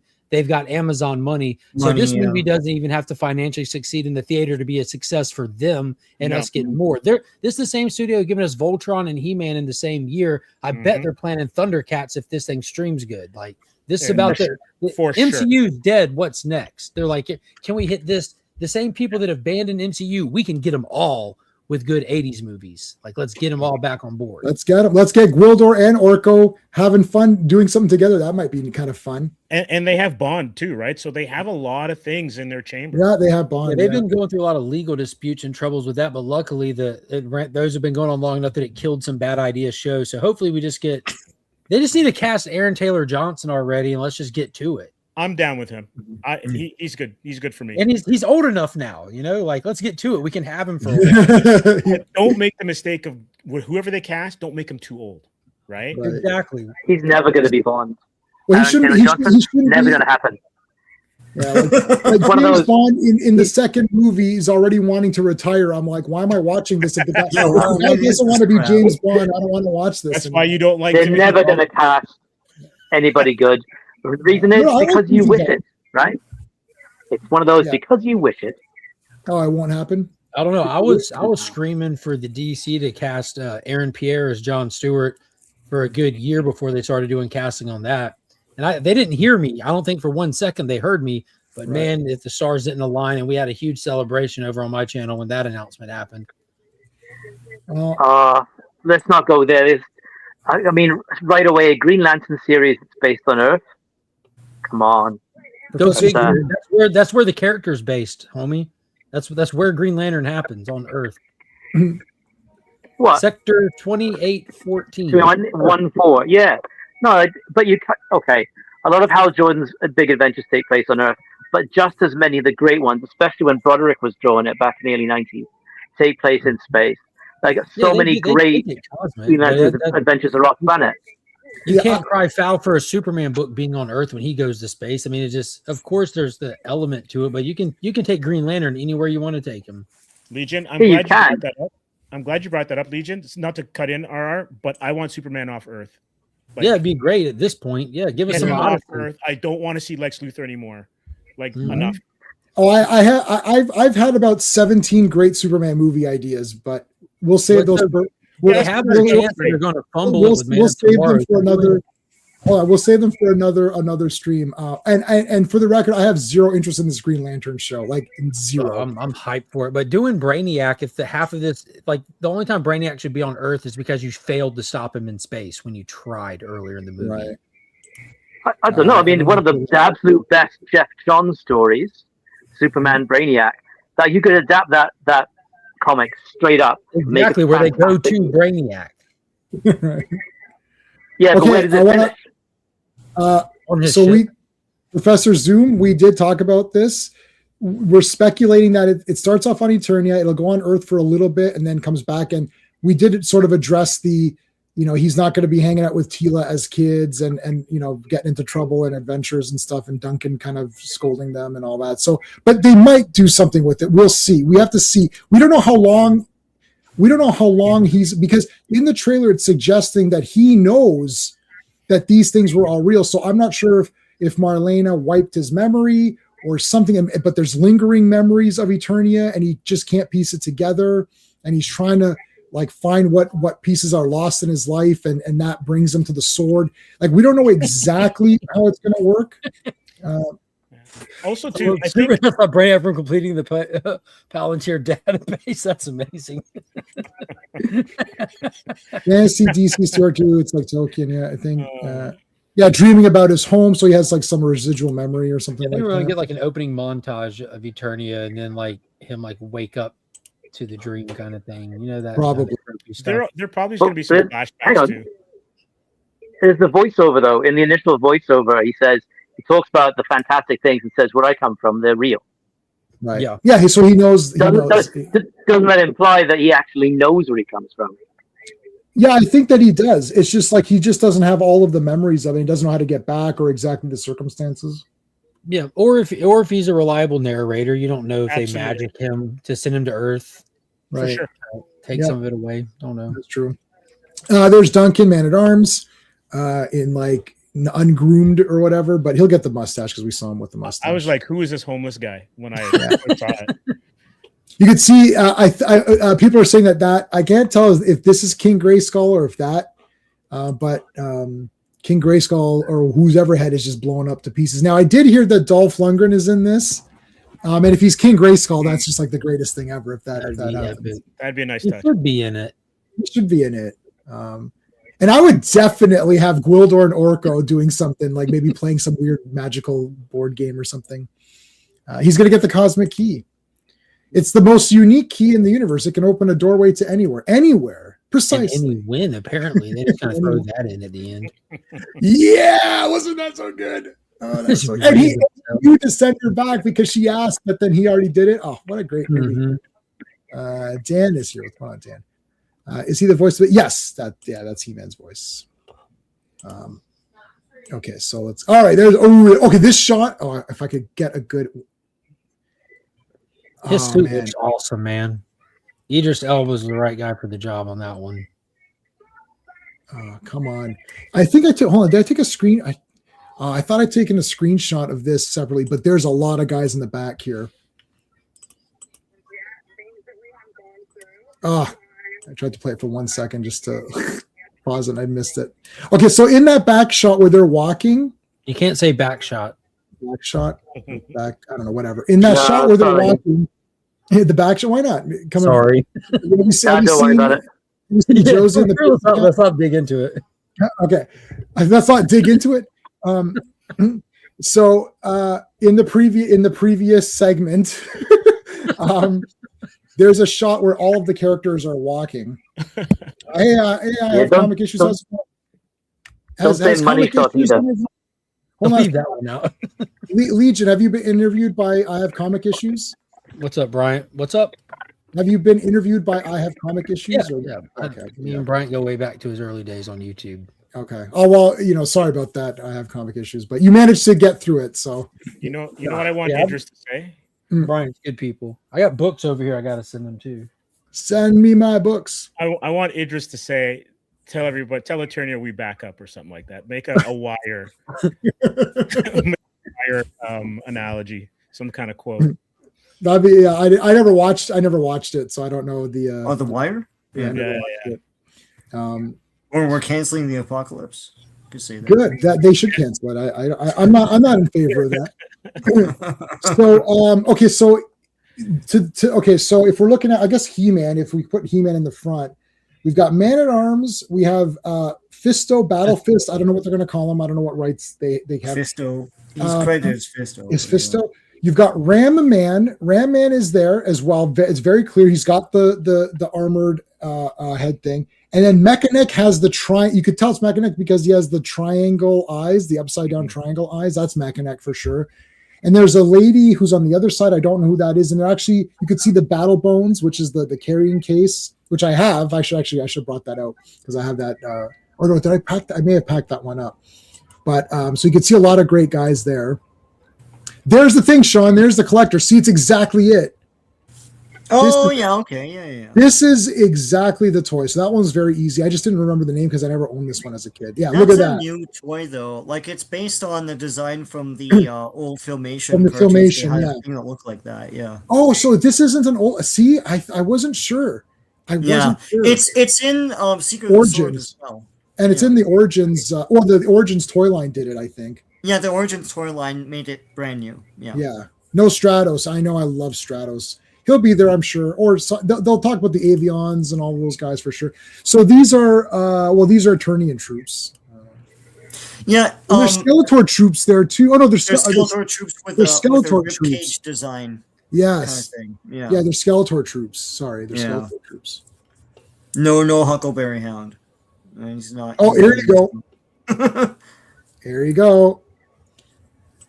I mean, I need to see how the movement is and how he talks and stuff. I don't need nothing. I'm just excited and happy, and he looks cool. I'm pleased that I get to experience whatever the hell this is right here, because this is what we deserve. This is what we're getting, and this is amazing. Yeah, with any character, just say, "Would you buy the action figure?" If it's yes, then it's awesome. Yeah. That's a good point. Yeah. I like Jared Leto, and I guess I'm in the super minority because everyone hates that guy, but I don't understand. He's box office poison, but but he's just it's not his fault that these movies are poopy, like that Tron or whatever. That was terrible. No. But like, I mean, it's not he's his the fault. Pauly Shore of our time. Oh man, I like Pauly Shore. Oh God. Oh my God, you guys are so mean. This is terrible. I like Pauly Shore. I just lost 10 viewers when I said I liked Pauly Shore. Come back. Was it Biosphere or whatever? No. It's Biodome. Biodome. And the guy's name is Faulkner. And they said, let's go get that mother Faulkner. And I'm like, this is that's the only reason why his name is Faulkner. They name a character that just for one joke. Oh my God. No, it's Pauly Shore. Stop it. You guys are so mean. You guys are so mean. I like hot take. There you go. Well, he is the best. Well, he's the only character in Tron Ares. The only one. He's the only character in that movie. The dude is here. What's going on, dude? Don't blame. Yeah, blame the writers. I agree with that. No, I don't like Tron Ares, but I like the other movies. They're fine. Yeah. Oh my God. Hey, Adam, we're yeah. Come on, man. You got pretty good movie. Ares is a pretty good movie. So some people liked it. Some people going to the OG grid was cool. That was for sure. That was cool. Let's see what else we got here. Yeah, there it is. Dun, dun, dun. So this is the end. Clearly, this is the last act, right? There's Fisto punching a guy, but he's actually Spike-Or's there as well. Look at the axes, Sean. Look, that axe is the snout spout axe. Cool. Yeah. Let me see if I can. Of course, I can't get Spike-Or. Fisto. This is Trapjaw. Yeah. No Stinkor either. maybe if I make this bigger, can I make this like more accurate? I'm not sure. You might also lose Rezo. Yeah. No, there's Beastman. Mm-hmm. Yeah. I don't think Beastman will do a lot in this movie, but Didn't do much in there the he is. Dolph Lundgren one either. Yeah. But it looks like Beastman. Like, I mean, it was very obvious. You that can recognize him as Beastman. You know? Yeah. He's got the big Bowser spiky bands. Evan Peters. Gillian Anderson didn't do any. They were both underused, especially Gillian Anderson. Yeah, Gillian Anderson didn't even do nothing. Oh no, you're going to hear all that for sure. Well, Blade would be great. Now, Blade is DeLongis. He's a swordsman in real life. He's in a lot of movies. He did the fight choreography there too. So anytime there's swords in play, you're going to see Anthony DeLongis, I think is how you, or DeLongis. No, DeLongis, I think is how you say his name. Let me see. Anthony DeLongis. Yeah. He is in 4 million movies, and I friggin' own a lot of them. I'm like, holy crap. Yeah, like He-Man, Roadhouse, Batman Returns, Expect No Mercy. He was in Warrior and the Sorceress, Sword and the Sorcerer, so both of those. Circle of Iron, of course, which we covered on this channel. So he's in many movies. Anthony DeLongis is great. Beastman, look, any complaints on Beastman? No, right? I'm assuming no. Everyone likes Beastman. Oh, More red. He should be more red, maybe. I hope they're. Dan Lamb is saying, I hope they do a PSA at the end. I don't know if they will, but like, that would be funny though. That would be great. Today's movie, yeah. I've got a bunch of PSAs lined up. Again, Beastman looks perfect. But while the CGI, why not a better blend, practical CG? I think, yeah, because you're not being a hater. You're just asking. Yeah, no. I mean, it's just easier to do it this way, I suppose. I don't know what to tell you. I think you got to do a trade-off. If you want more masters, then you're going to CGI them. Like when they only had a couple guys in the Dolph Lundgren. Was the Dolph Lundgren movie had He-Man, Man-at-Arms, Tila, Sorceress, Evelyn, Skeletor, Blade, Gwildor, Zerod, Beastman, Karg. 11 guys. That's pretty good. Sarsoid or whatever the reptile things. Yeah, Zerod. That's pretty good. That's pretty good for that time, man. Like, Goatman. Did you guys notice Goatman? That was awesome. So why I get where Goatman is from, but why bother with him when you can do a classic guy? I think there's a lot of guys in there, and Goatman. I mean, I don't know. It's just is he not like an obscure mini comic character or something? He's in the cartoons and stuff. Isn't that all the more reason to throw him in there? Like get one. Let me see, Goatman. A weird guy, yeah. Yeah. Because like we point out, there's stuff from there's so much over the eras. Like source a little bit here and there. It's kind of an Easter egg at that point. If he's just a random dude, no talking role, throws a punch in one scene, gets knocked out or something. But the people that watch it are like, I know that goat. Yeah, I think he was only in the newer. No, it's the same as. I get more of a reaction out of Spikor because he is a classic figure guy. Yeah. But yeah, that's an obscure guy too. Like it's awesome he's in it, but why? Yeah. Triclops is in it, but Triclops was not in the trailer. But Triclops is in it. He's in it. Yeah. He's confirmed as an actor in it. So yeah, Triclops is definitely in it. Now the Spikor coloring. It could be a lot of characters, is not credited. Well, he's a Spikor thing. I mean, there's a lot of races in He-Man. Yeah. The Spikor is based on the newer designs where they made him a different tone, a flesh, like a different color, whereas he's purple in the original toy. Yeah. But he's a different. But the colors that they used on him are the color.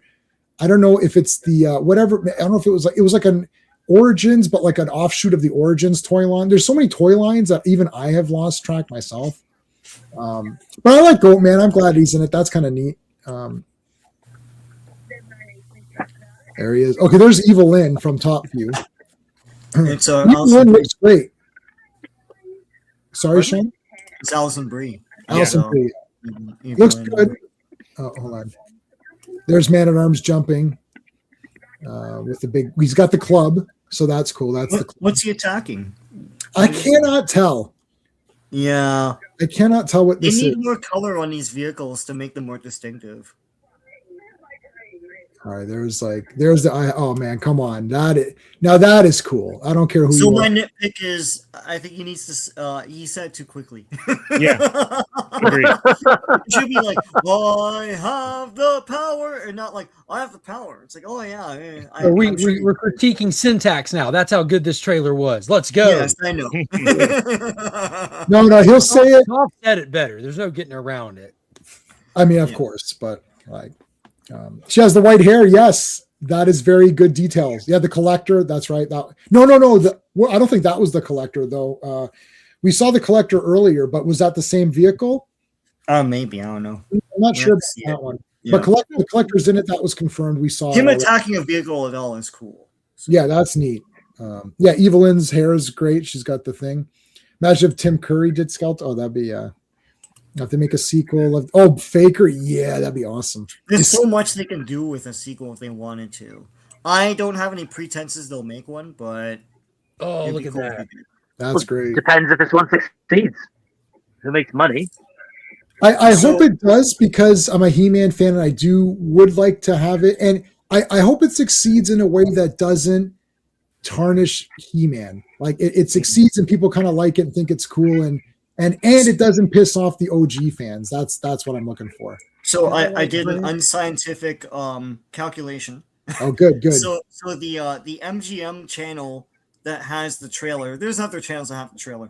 Right. That has 18 million views since Thursday. Wow. So if you took unscientifically, the average ticket price, just the average across North America, which is $11.50, Whoa. and multiply that by 18 million, you get 207 million.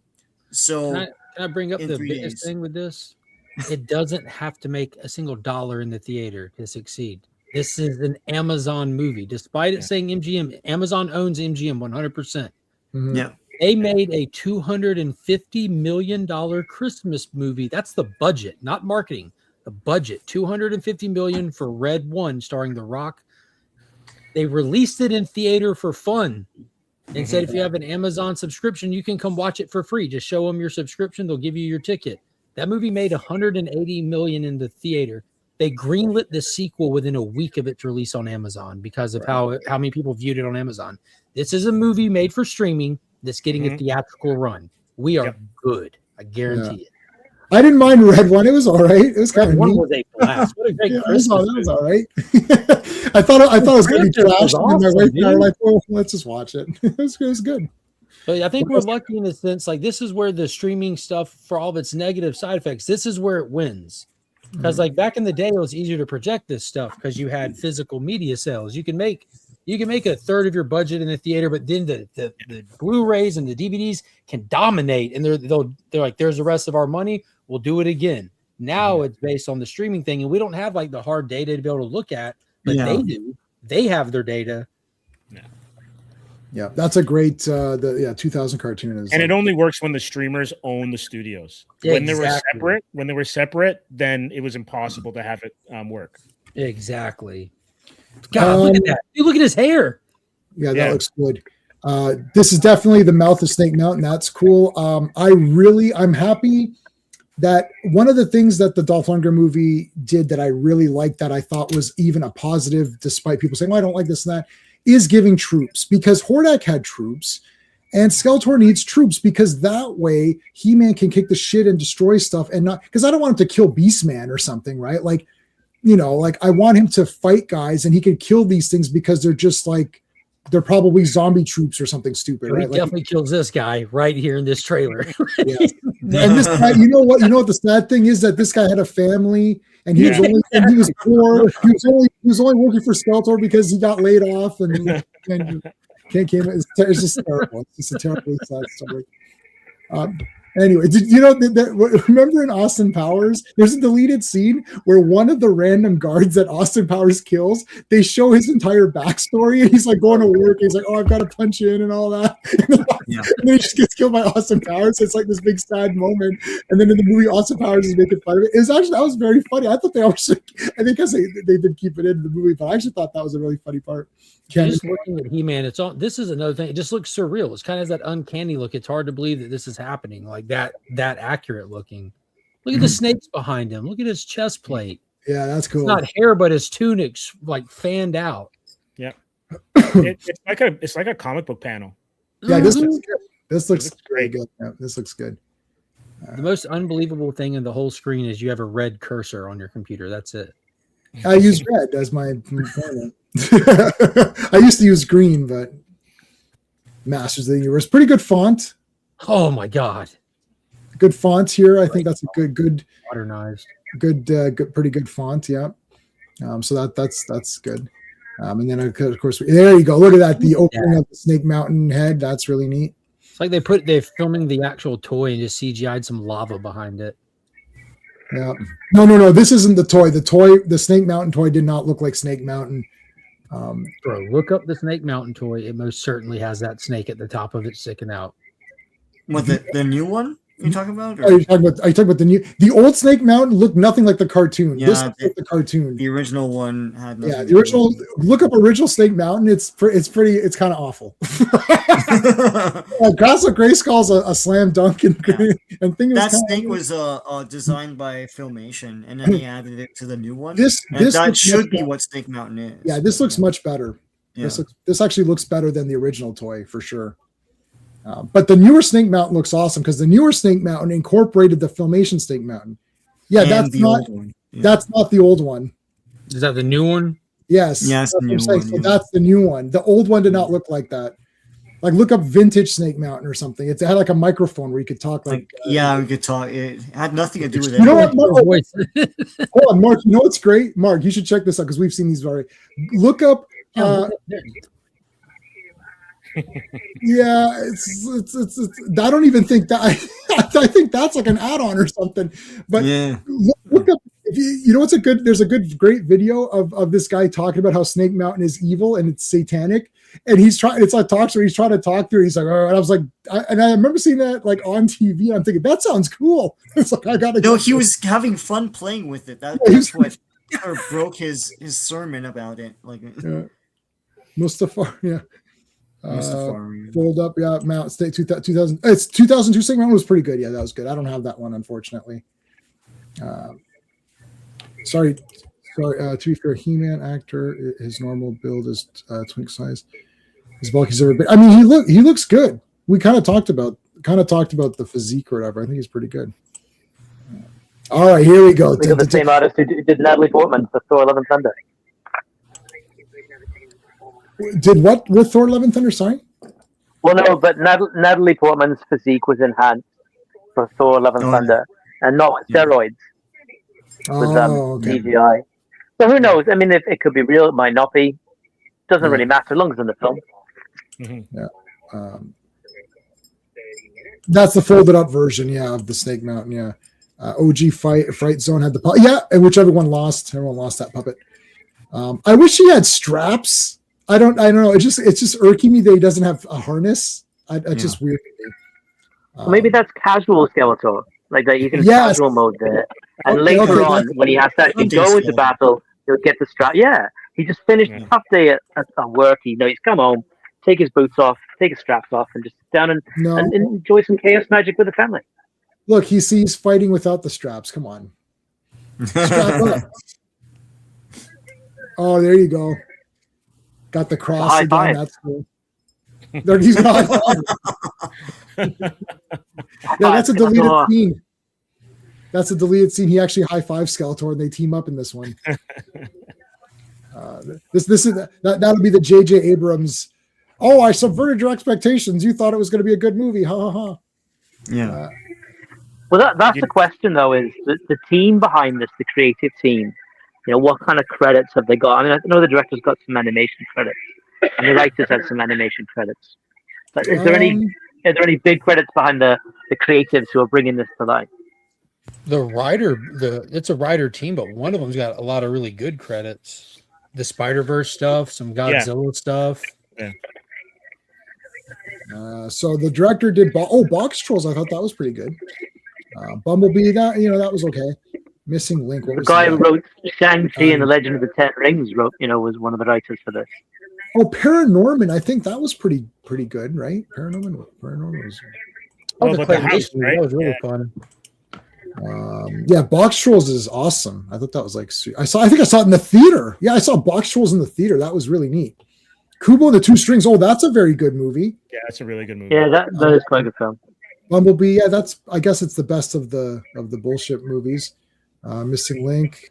I didn't see that. Oh, he produced that. Masters. What was the other guy you said? The writer? There's no Wikipedia writing team, but I forget which one it is. Chris Butler. No. Aaron. Yeah, he's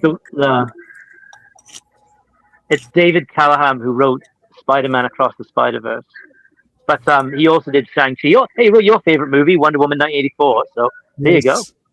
Yeah, some hits and some misses on that list. So yes, that's fine. I'm the only one who likes that. That's fine. 2005. You must love that movie. Which one else? What else did you do? Let me see. Doom. 2000. He wrote The Expendables and The Expendables 2 and 3. Yeah, like all of them. Well, I like. I think he did more. They're fine. Oh no, he did Expendables 4 as well. Oh yeah, that one sucks. Expend-4bles or whatever. Expend-4bles. I hate. I don't know why they have to do that every time. Godzilla X Kong. Mortal Kombat 2021. Oh, he did Jean-Claude Van Johnson. Yes, that was it. Yeah. Horseman. What the hell is that? Oh, okay. Ant-Man. Well, I like Ant-Man. I like the first Ant-Man a lot, actually. Mortal Kombat. Oh yeah, that movie was poop. Well, it was okay. It was okay. Oh, Shang-Chi sucks, of course. Yeah. Okay. So. Yeah. Okay. I mean, let's see. Is the only Tony Leung was great in that film. Can't wait for MK2. Yeah, MK2 will be cool. I think Street Fighter will be more fun. So do I. Mm-hmm. Is that everything? That's it. Done. Okay. All right. Well, so there you go. Have you seen this sword? I can leave it on the kid. That's funny. Oh, let's leave it on Skeletor. Where is that guy? Maybe I can coincidentally click on a perfect spot. Oh, I really want this spot here where we can see all the guys. It's not gonna be well. Spikor was cool. Yeah, there we can leave it on Skeletor. That's pretty neat. Can't wait for Mortal Kombat 2. It's being sold as an origin film though. That's like the captions. Yeah, see how he became an origin film. Yeah. Guys, thank you for being here in the chat. I really appreciate it. If you guys wouldn't mind subscribing to my panelists and myself as well. We're streaming this on a bunch of our channels at the same time. So I'm your host, J-Man, tonight. If you're watching on my channel, I really appreciate it. Please hit the like. And please also subscribe to my panelists. I'm putting their links up. I would really appreciate that. And we're trying to be as open-minded and as positive as we can be with, but still being realistic. Like I don't like Roboto. It is slightly a red flag because I don't want him to be an annoying character throughout the entire movie. I'm not super dying over the fact that it's on Earth, but I can live with it if it's just brief and there's a point to it, which I think there will be a point to it. So I think it'd be okay. Skeletor looks pretty cool. Most of the guys look pretty good. The he-him thing was completely a joke, intentional. So that's not really something to be worried about if you're worried about those kinds of things. So overall, I'm always skeptical because new movies, they can always look good. Like Bumblebee as well had that great 10-minute part or 5-minute part on Cybertron, but then there was a lot of nothingness and it was just kind of meandering around. There was some cool stuff at the end, I suppose, with that movie, so we'll see how it goes. But anyway, please make sure you check out everyone's channels. Okay, let's take a look at the poll. I have a poll. So if you've been watching it on my channel, I have a poll. I've got 58 votes. Jesus H. That is the most votes. If you took all the polls I've done in the last year, I don't think I have as many votes. Well, no, that's not true. Well done. What does the result say on that poll? Okay, so the poll says the Masters of the Universe trailer is ... amazing. I can't wait. Total garbage. F this movie. looks okay, but I have doubts, or I don't really care either way. So 70, you okay? 72, there's 60 votes now. 72% say can't wait, looks amazing. 10% say total garbage. 15% say looks okay. And 3% say they don't care either way. Do you imagine the weird reality, false reality, upside down to live in to think this looked like total garbage? I don't think it could look like total garbage. That's somewhat extreme, but I always like to have the extreme option. What does that day look like for somebody? Yeah, I don't know. Well, see, there's been a lot of trailers that have steered people wrong, that have misled people about films. I think people in general are much more suspicious about trailers, even ones like this one. And this trailer, to me, was a lot of fun. It was very encouraging. But I think people are much more cautious. So the fact that over 70% said that it looked really good says something a lot about this trailer and how well it's put together. Right. Yeah, but that was an option. It says looks okay, but I have my doubts. That would have been that option. Right. Yes, that's what I'm saying. Like, I'm cynical about Hollywood and all this stuff. Like, I'm accused of being a hater all the time. But like, probably not as much. Gotta be honest. Yeah, the trailer looks awesome, but I mean, another thing that could possibly happen is Skeletor is a sympathetic villain and that has a point. I mean, that's another modern day bullshit trope, right? So yeah, right. and just be Jared Leto face for the whole thing, but we're rating a trailer, not the movie. You know what I mean? Yeah. Like, yeah, so I kind of agree with Mark on this. Like, I'm looking at what I'm handed one at a time, one piece at a time. So the first thing we saw was like the sword, and I thought that looks like the exact sword, positive. We saw a picture of He-Man. I thought, yeah, that looks like He-Man, positive. Saw this trailer. I've got a few nitpicky things, but otherwise it looks good, positive. So until I see a negative, eyes in this chaos staff. I just noticed that. Yeah, that's awesome. The Havoc staff. Yeah, that's awesome. And then that's Goatman right next to him, which you can't see. He's kind of right there. That's Goatman. And then I thought I saw Web Store or something, but I'm now I gotta tell you something. When remember when the first X-Men 1 Bryan Singer, when that came out, I remember my friend Dan, who's one of my super friends. He's a friend in real life as well. He literally was like, "Oh my God, this character!" He named about 47 X-Men characters. I was like, "Dan," I said, "You to relax. None of these people are in this." He's like, "Do you see that guy running there? He has like a jacket, and that jacket was in this issue. So I think that's Gambit." It's like, hold on a second. It's like, that's not Gambit. It's like, right, like he saw. So this is me. I'm looking at this like, oh, I think that's this guy. Okay, hold on a second. Not every character in the world is in this movie. Relax. So far, we saw the sword first image, positive. We saw He-Man, positive. We saw this trailer, positive. There's red flags in the information I'm getting, like Kristen Wiig. Is she going to just be annoying for this entire movie as Roboto? I don't know. I hope not, because I really did not like that android in that Lando. It's not even a Lando. I call it a Lando movie, but it's not Lando. What is it called? Solo. Yeah. Jeez. So that robot was absolutely irritating and stupid. And Jar Jar Binks is bad too. But like, anyway, so hopefully she's not super annoying or whatever.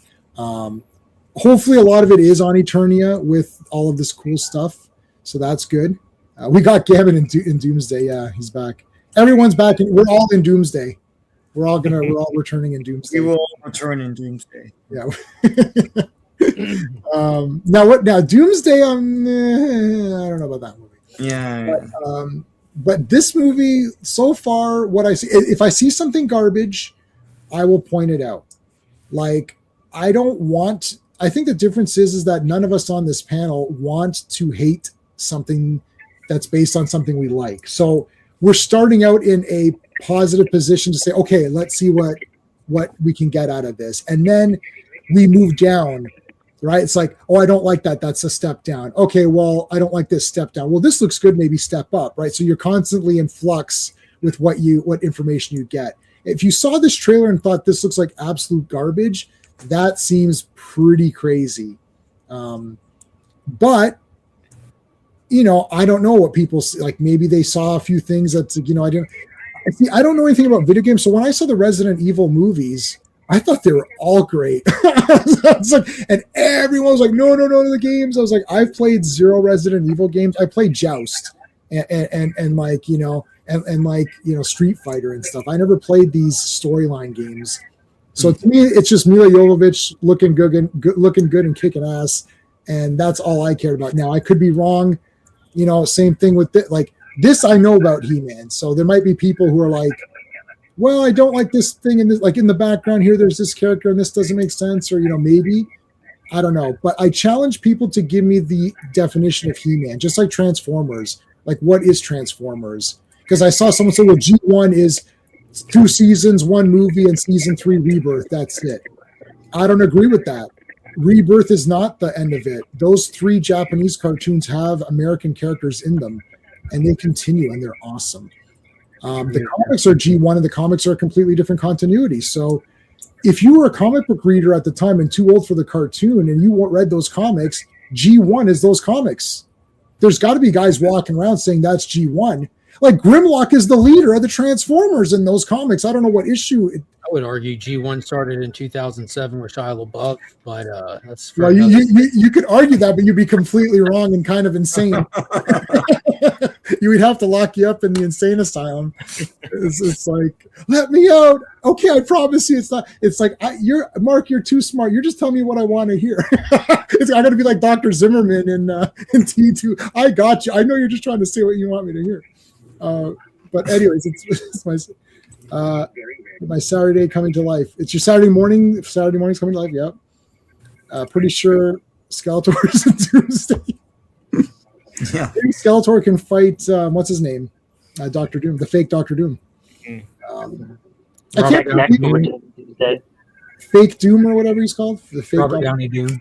Yeah, Robert Downey Doom. It's literally the fake Doctor. Hi, I'm playing the fake Doctor Doom. It's like, why would you announce that? Like, it's like, I look like Iron Man because, well, everyone likes me. Everyone likes RDJ, so let's just have him back, or just have him back as Iron Man, and then they could make the real Doctor Doom.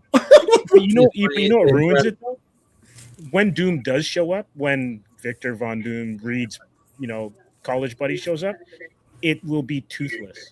It will totally take away all of that first appearance. I agree. Yeah. Y'all think the MCU is going to have a separate one? Yeah, they're not going to do it. It's over. Is Robert Downey Doom? I think that's going to be the MCU interpretation of it. How legit think that's? Then I will hate it even more because Doom should go against Iron Man. Doom should go against Reed, right? Yeah, yeah. There's so many great stories where Victor Von Doom goes up against Marvel's best that if he's already a RDJ variant, I'm out. Yeah. I don't think we'll see his face if he appears. If he appears, so far, I'm not sure. No, he's not in it. Yeah, Skeletor, I can't imagine they'd show his face. Just the eyes. They might show They might show him as Keldor in the beginning, right? Yeah. Well, you would think so. Why else hire Jared Leto? Yeah, they hired Jared Leto for his franchise building capability. I don't know. You mean Oscar-winning actor Jared Leto? Yeah. I like Jared Leto. Hey, Corey Sims, I have the power. You do have the power. Dolph Lundgren told me I had the power. You see, this isn't the real autograph. The real autograph. This is a printout that I did. But see, Dolph Lundgren told me I have the power. There you go. That's cool. I'm a normie here. Wasn't there a rock tune? I have the power. A what? Wasn't there like that a was music like rock song by a rock song? Yeah. I'll tell you who it was by. Am I misremembering? I've got the power. Oh, that. Yeah. I've got the by Snap. Okay. It was by Snap. Oh, that was in the beginning? No, I swear there was a song. Maybe I'm mixing it up with something else. There was a He-Man song. Yeah, there was a He-Man song. Secret of the Sword. Oh, yeah. I have the power. Yeah. For the honor of love. Yeah. From the power above. I have the power. And then it gets to we have the power. Have the power, so can you. There's at the end of She-Ra as well. So yeah, but somewhere out there, someone needs me. Don't know how but believe. I'll walk the universe. Yeah, I know. The honor of love. That's a great song. Yeah. Anyways, that's the beginning of Secret of the Sword. So should we covered that on this channel. Karaoke.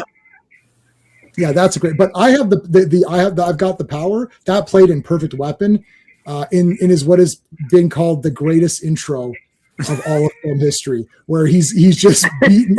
He's just listen. Jeff Speakman is Jeff Speakman, man. Oh my god. No, Perfect Weapon, Perfect Weapon changes lives. Our friend John saw Perfect Weapon, and then once it ended, went and signed up for karate, and he's like, he's I don't know what degree black belt he is. I'm not joking. That's not a lie. Wow. That's actual truth. So John from Action Flix, you'll see him on our other streams. That's awesome. He got inspired by that movie and went and he took Kempo karate, like he took the actual one that he's training in the movie. What's up? Hey, how's it going? Not the W word. Everybody's doing good. Well, can't seem to get their big villains. I know. Yeah, Thanos is. You're not a huge fan of what they do with Thanos. Yeah, they changed his thing around a bit. They don't nail any villains. That's just my opinion. Well, I like Loki, the real Loki, before he got kicked in the nuts 15 times. The good guy Loki, who's the god of stories, who just a little bit ago murdered thousands of people in New York. But hey, that's cool. That's fine. No biggie. I know. He's the stepbrother, not the brother. Isn't that no? I mean, that was so like Loki from Avengers 1 was awesome. Yeah. And he's like, kneel before me. You guys want to be led, and you're all losers. I was like, yeah, that was awesome. And then he became like this goofball. Everyone's like, oh, isn't Loki so cute? I'm like, not really. He's a stinking piece of shit. That's why we like him. It's like he shouldn't be. Yeah, he like murdered. He murdered everybody. Well, it's okay. It's okay. He's the snowman. It's outrageous. Catch you guys on Fantastic Fridays. Yes. Cheers. Yes. Peace. Take it easy. We'll see you then. Absolutely. Tomorrow we're doing High Evolutionary wasn't bad. High Evolution. It was the best thing about that film. Bad to be bad. Yeah, he was bad to be bad, and he was cool, but he wasn't. I don't know. He was. I feel like they're all depowered or whatever. I don't. Yeah. They just don't hit. Yeah, I don't know. It's just that I can't. Skeletor looks pretty good. I mean, Skeletor Frank Langella's Skeletor is awesome. Wait, have we heard Leto's voice? Do we know what he sounds like? Just no, not the trailer. Yeah, I couldn't really tell. Hmm. Oh my God, Taskmaster! You trying to kill us? Yeah, here we go. Oh no! Oh no! Oh my God, no! Taskmaster was that was ranked one of the worst characters in all of film history. Like that was, I just literally saw a poll on that. Done so dirty in Thunderbolts too. Oh, I know. Well, who cares? No, the best part about Thunderbolts is that they killed that loser character. They should have killed her before the credits started. I hated that character in Black Widow. It's like the dumbest thing. It's like, and then remember in Black Widow, how do you defeat the? She smashed her face into a table to defeat the villain. How are you going to defeat this villain? He's got that. You headbutt a desk, yeah. Yeah, you headbutt a desk. So watch this. It's like, wait, is that actually what's happening? Like, wait, she headbutted the desk and now she's good. And then it's like, we liberated all the Red Room women. Well, what are they going to do? Work at McDonald's? Like, they're brainwashed. Like, you didn't liberate anybody. Like, what are they going to do? I don't understand. Like, what a dumb movie. That movie was actually dumb. Leto's voice. First Thor movie reminded me of He-Man as well. It did. Yeah, for sure. It did. For sure. Mark, you're a Thor guy. Did you think they should have had Donald Blake or no? No. No Donald Blake for the movies? No. I think they did good, doing a little nod to Donald Blake with just the name tag, grabbing the badge. But why do we need Donald Blake? There's not enough screen time for him. To get into all of that? Yeah. Unless we're going to do what we did in Return of the Incredible Hulk, which I thought and I don't care what anyone says. I love that movie, watching Thor called Hulk Control and them just battle it out. Dude, that was really awesome. I like how they had Donald Blake and Thor doing the swap out. Right. Yeah. There's a good part we read in one of the Avengers comics where Thor gets hit and then he loses control of the hammer. They just called it the Uru hammer or whatever. I don't know when it got called the Mjolnir, but anyways, he loses the hammer And then he's rolling down this hill, and he's going to transform back to Donald Blake because of the 60 seconds he needs to acquire the hammer again. So he's falling, and then he's turning into Donald Blake, but then the hammer comes in right at the time, and he like grabs it, like, and then he turns into Thor like again. I was like, oh, that was awesome. And I thought, kind of like that. I kind of like that. It's like this like unassuming guy, and then he becomes like Thor. I thought that was kind of neat. I don't know. It's just something to throw. I like the movie. Like that first Thor movie was really good, but Kenneth Branagh directed that one too. That was back when Marvel was hiring talent. Kenneth Branagh, A-list, dude. For sure. And He's the Destroyer, amazing. Destroyer armor was awesome. Dude, I think about it regularly at the end of that movie when Thor's spinning his hammer and he sees it starts to move Destroyer just a little bit. And there's this moment where it cuts back to Thor and you see him do this, but then you see him just do that with his arm just a little bit. And that little bit he does is what lifts Destroyer to get him off the ground. Just that little bit of elbow grease. No, the Destroyer armor was badass. That was super badass. If you go back and watch it, Kenneth Branagh hates level shots. Everything's kind of Dutch angle. He does Dutch angles all the time. Yeah, no, Kenneth Branagh is very good in all of his. I like the Poirot movies too. Like any of those Poirot films were great. Oh yeah. Henry, Much Ado, all that stuff. Yeah, and I like. Do you guys like his? I don't know if you like Hamlet, but I love it. I love Frankenstein. I don't think De Niro was a great actor, but he was fantastic as Dr. Frankenstein. I like that one too. I like that. Underrated classic is Dead Again. Which one again? Yeah, I'm glad someone mentioned that. I'm glad you mentioned that. Dead Again is a fantastic film, man. Professor Zoom, that's not a hot take at all. Professor Zoom, sorry, here's another hot take. They do so. My thing, okay, Love and Thunder sucks. Everyone agrees with that. That's easy. Bad. There's parts of Ragnarok that are really good and parts that are terrible. Yeah, the visuals of Ragnarok remind me of like a Kirby world, and that is cool. But that is the beginning of the end. Because they start making Thor goofy. How much people talk about that now. Go back to my earliest stints on I know, YouTube. you were there from day one. In 2019, I was like, I love the MCU. I was there for all of it from the beginning, just like the rest of you guys. You know, I grew up with this stuff, so I was there and excited. When I saw Ragnarok, I came out scratching my head saying, I'd rather go watch Justice League again. And we all know how bad that was.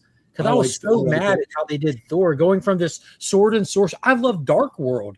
Dark World does not get enough love. Dude, the hate that it gets. Yeah, I have to agree with you there. It's not a bad film, Dark World. It's fine. Yeah, it's good. And we talked about this last night, J-Man and Sean. The pre-credit scene in Ragnarok is the best of Thor that we have gotten. In terms of, you want Kirby Thor, where he's doing all Thor stuff. He's twirling the hammer.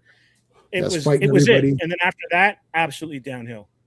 Yeah, I was thinking Ragnarok was the canary in the coal mine because we had all seen Guardians at that point, and I said, this isn't Thor, this isn't Planet Hulk, this isn't Ragnarok. These are all stories that meant a lot to me, that were event level stories on their own. They're not Burnham movie stories, and you mushed a bunch of them together. This was I was legitimately mad when I saw Ragnarok, and everyone thought I was crazy. It's so good, it's so fun. The needle drops. I'm like, that's the problem. That isn't this genre. It's the wrong genre.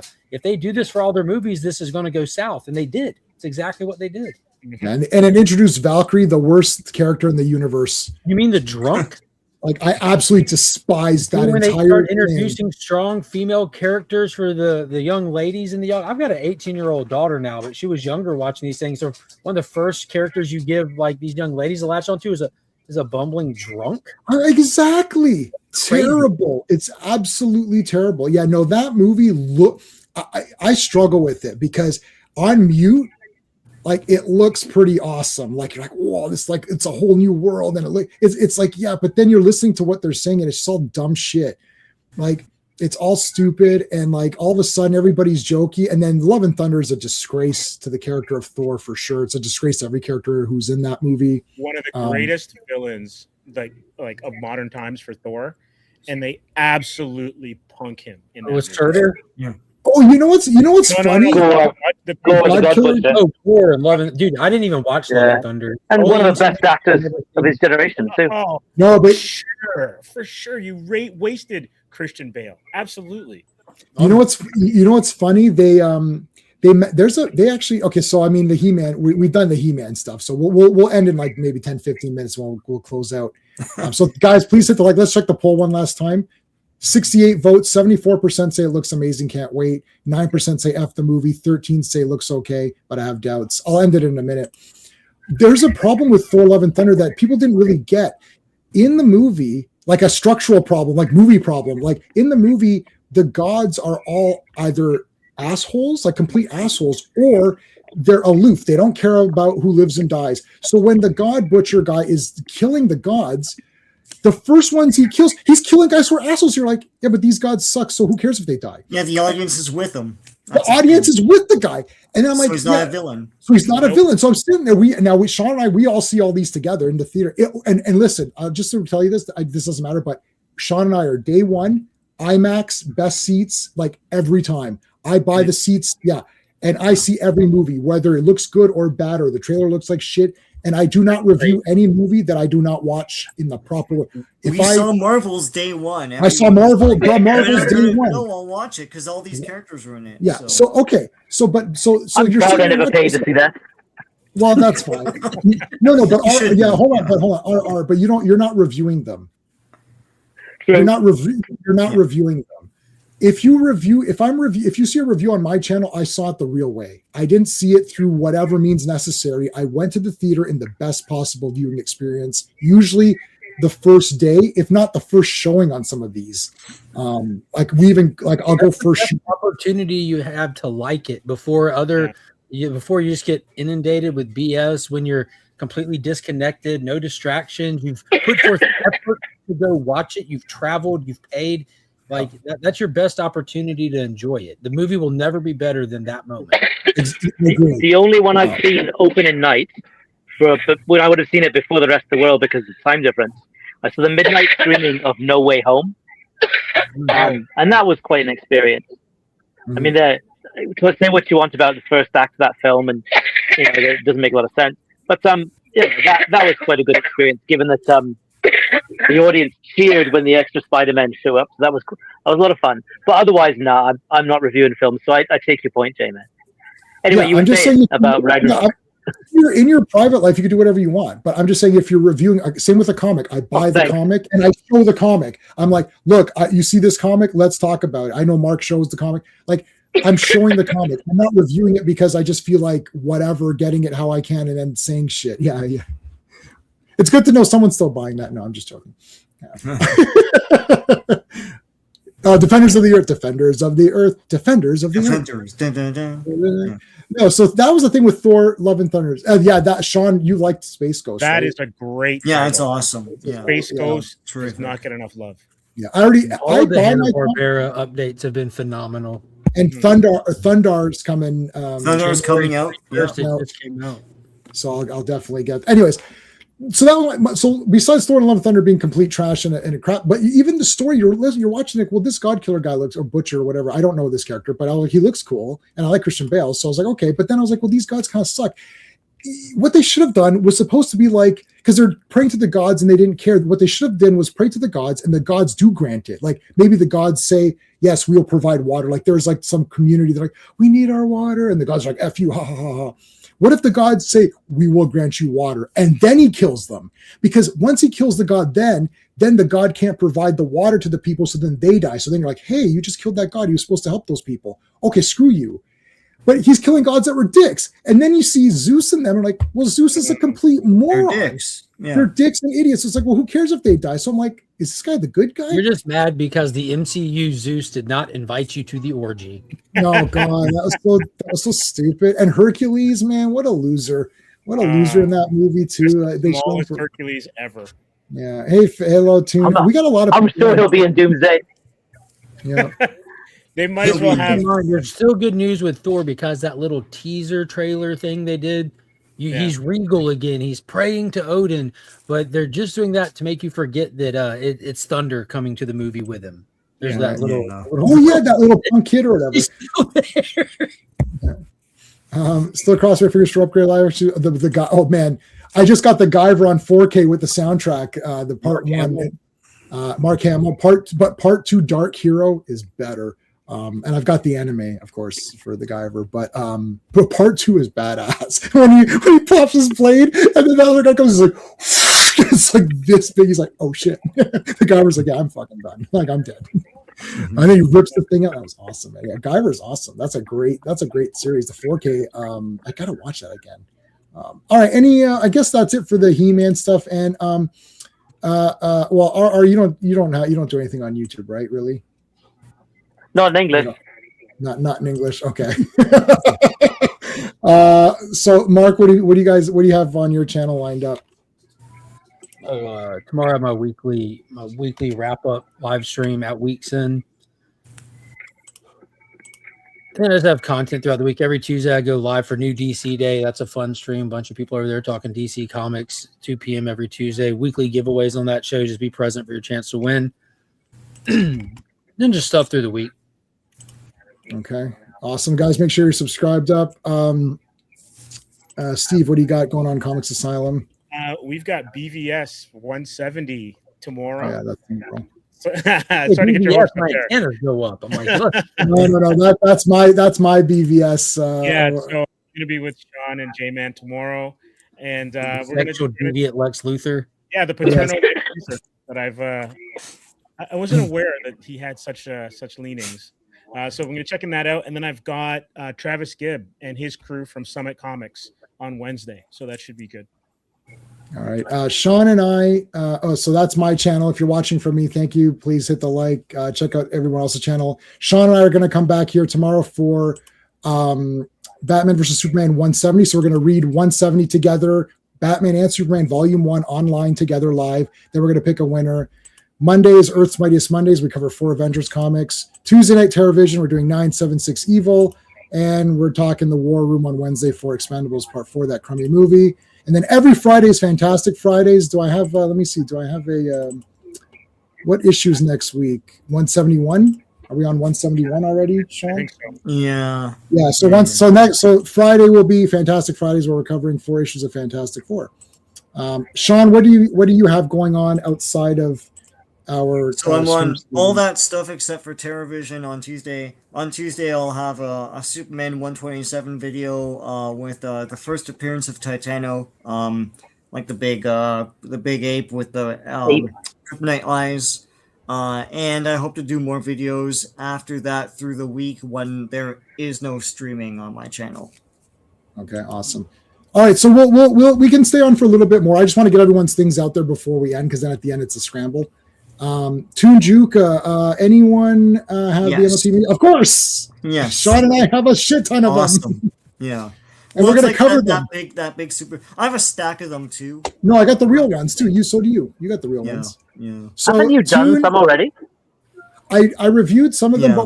but Sean and I we're gonna go through them the way we go through them on streams. It's better that way.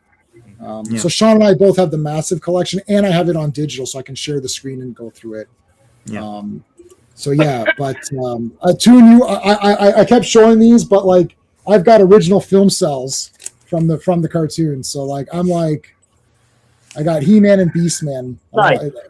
So that these are like some of my prized possessions. I also have a blue bearded Stratos, which is very very rare. Hope you guys enjoyed the trivia and hardcover collect. Yeah, we've got Sean's got a lot of the hard. Do you have all the hardcover stuff for all? I have all of them except for the character compendium. I didn't care about that, but okay. But yeah, the newspaper strips, I have that. The toys and all that stuff, and you know. Wait, Toon, you're saying you worked on those books? That's crazy. That's awesome. Yeah, there's a lot of good research in those books. They're wonderful. So thank you so much if you worked on. Yeah, that's crazy. That's awesome, man. Yeah, we've been like Sean. I've got probably like 3 or 4 of them, but Sean's got like everything. I think that's like you're only missing a couple. Yeah. I mean, yeah. And I've got them all on digital as well. So it's like I've got them. I think I've got them all on digital, and I've got a few of the physical ones. But yeah, overall, it's He-Man. I mean, it's kind of exciting just to be there to go see it. We're all going to go see it in the theater, I'm sure. At least it doesn't look like it's going to piss me off, you know, like Supergirl, which is just going to piss me right off. I can already see. I'm a Tom King stan, and I know. I've had this conversation with you. I see that trailer. I'm like, what are you doing? This isn't right. Has the Lobo increased anyone's love for it, or still like? No, I knew it was in there. So No. Because It's in the reveal. They did the full reveal because Yeah, they did like a so- little Couple days teaser ago. reveal. But yesterday they did the full reveal of him riding up on the bike. It did the Yeah. opposite for me because the Space Hog has wheels. And Yes. that did me dirty. Like I've got my Lobo up here on the giant Space Hog and everything. You know, I've got my multiple first appearances of the guy. I'm even giving one away to the channel members and stuff. But Nice. I'm very excited for the movie, but I'm afraid. I'm super scared. I want True Grit because that's what it was meant to That's be. what it is. Like like people think that's an afterthought, but I read the article and talked about it before it came out. Tom King's like, I love Westerns. And I thought, True Grit is fantastic. What if I just do that with DC? That would be a great Supergirl story. And it is. It was. It's fantastic. He takes Silver Age stuff and dives deeper into it and does it in a great way. And then they have Kara just being some fraternity club wreck. And that's the polar opposite of her in that book. And that book is held in such high regard because no matter what you think of Tom King, that 7-issue comic book is amazing, period. Right. It's selling well in the compact editions as well.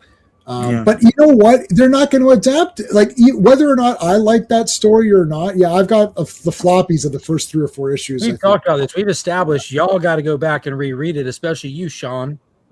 Well, here's the thing. It sounds to me like you read an article where he explained the ending. I read the thing, and it looked to me because there's nothing telling you that he's not dead. So No. That was him explaining the concept of why he wanted to write the book. Not He says he's not dead. I like know, I but have read the book. I haven't reread it since it came out. I read it as it came out, and I remembered that you were remembering the ending wrong just off reading it. I read it, and there's nothing saying that.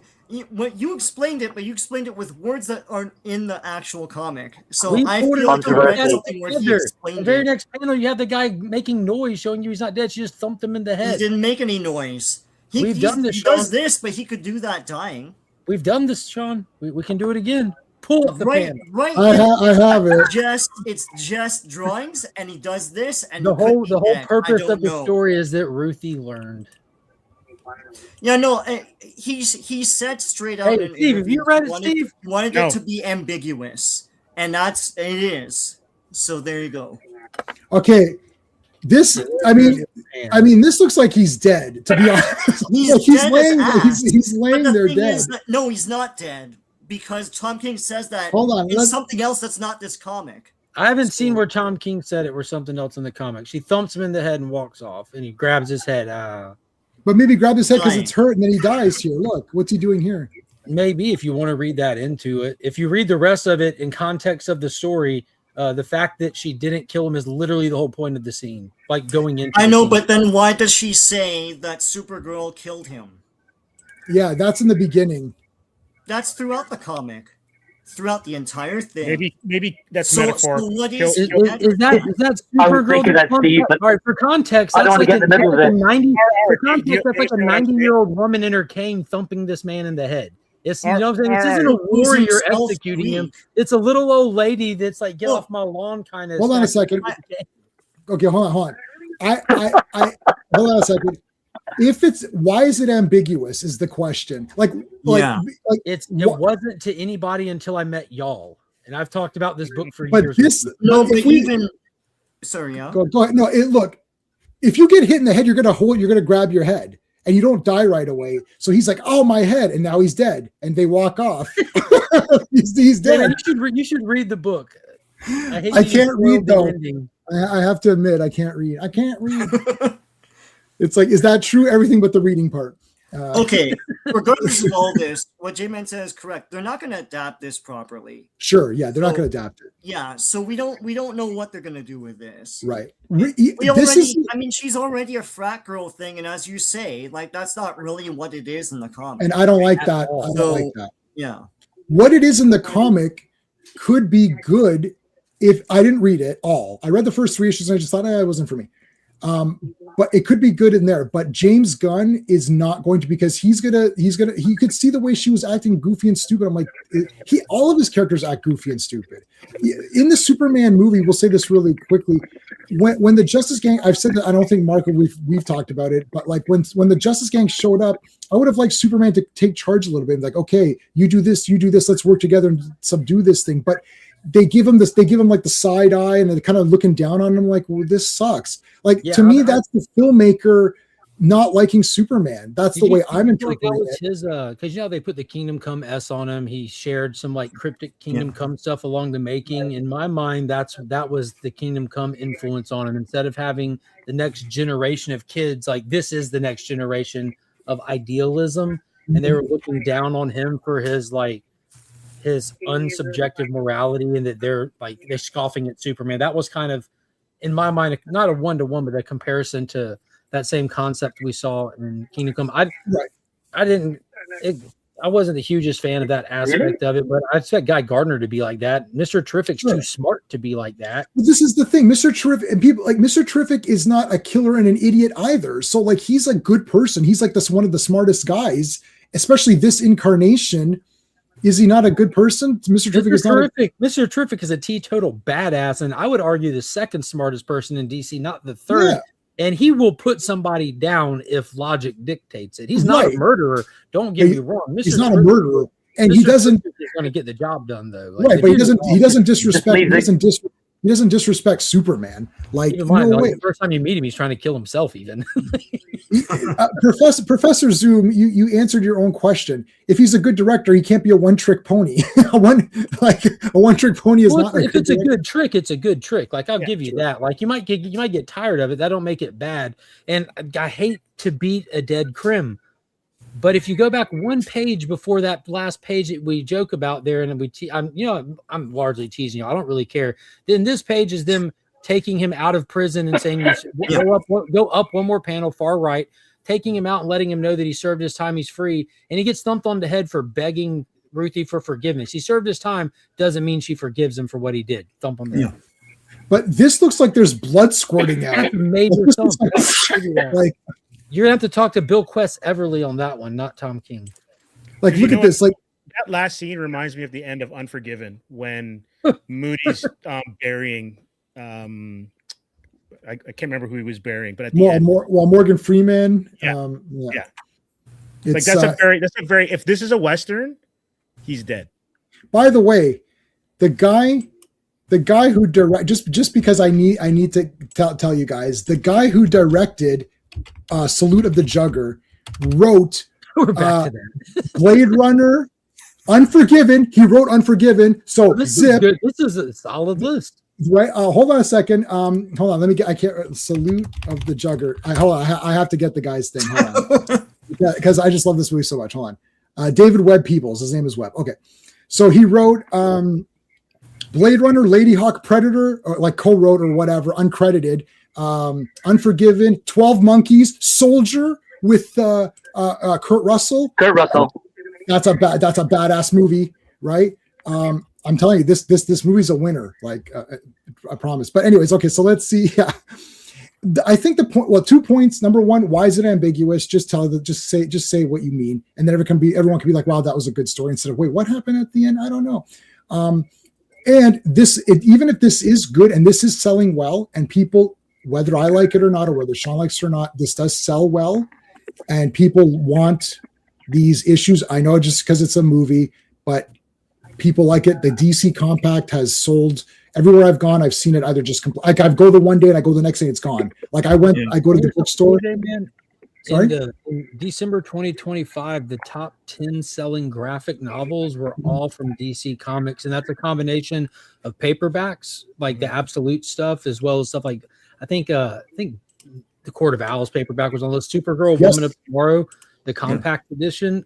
No, I think it was also the regular edition. Like DC took all 10 of the top 10 slots. Like, it's, I mean, DC is still obviously the best right now. Awesome and compact. Finest is Oh my God! How many pre-orders on Finest? I had to get Demon. I had to get I mean, everyone. It's too much. Yeah. So the compacts are a genius idea. It's like Marvel sucks right now. There's maybe 3 or 4 like okay Marvel books, I sucks suppose. since 2016. Yeah, maybe longer than that. There's obviously I'm not a Sith. I'm not dealing in absolute. Like there's Right, but- some good stuff Sure. here and there, but in totality, like it's hard.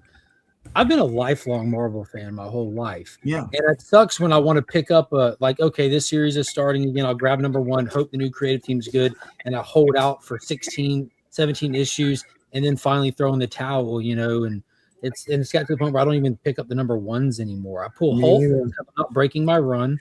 Got all of them except for issue number 1, you know what I mean? And then Punisher, I'll pick up. If it's good, I'll keep it. If not, I'll drop it. And same with Ghost Rider. If it's good, I'll keep it. If not, I'll drop it.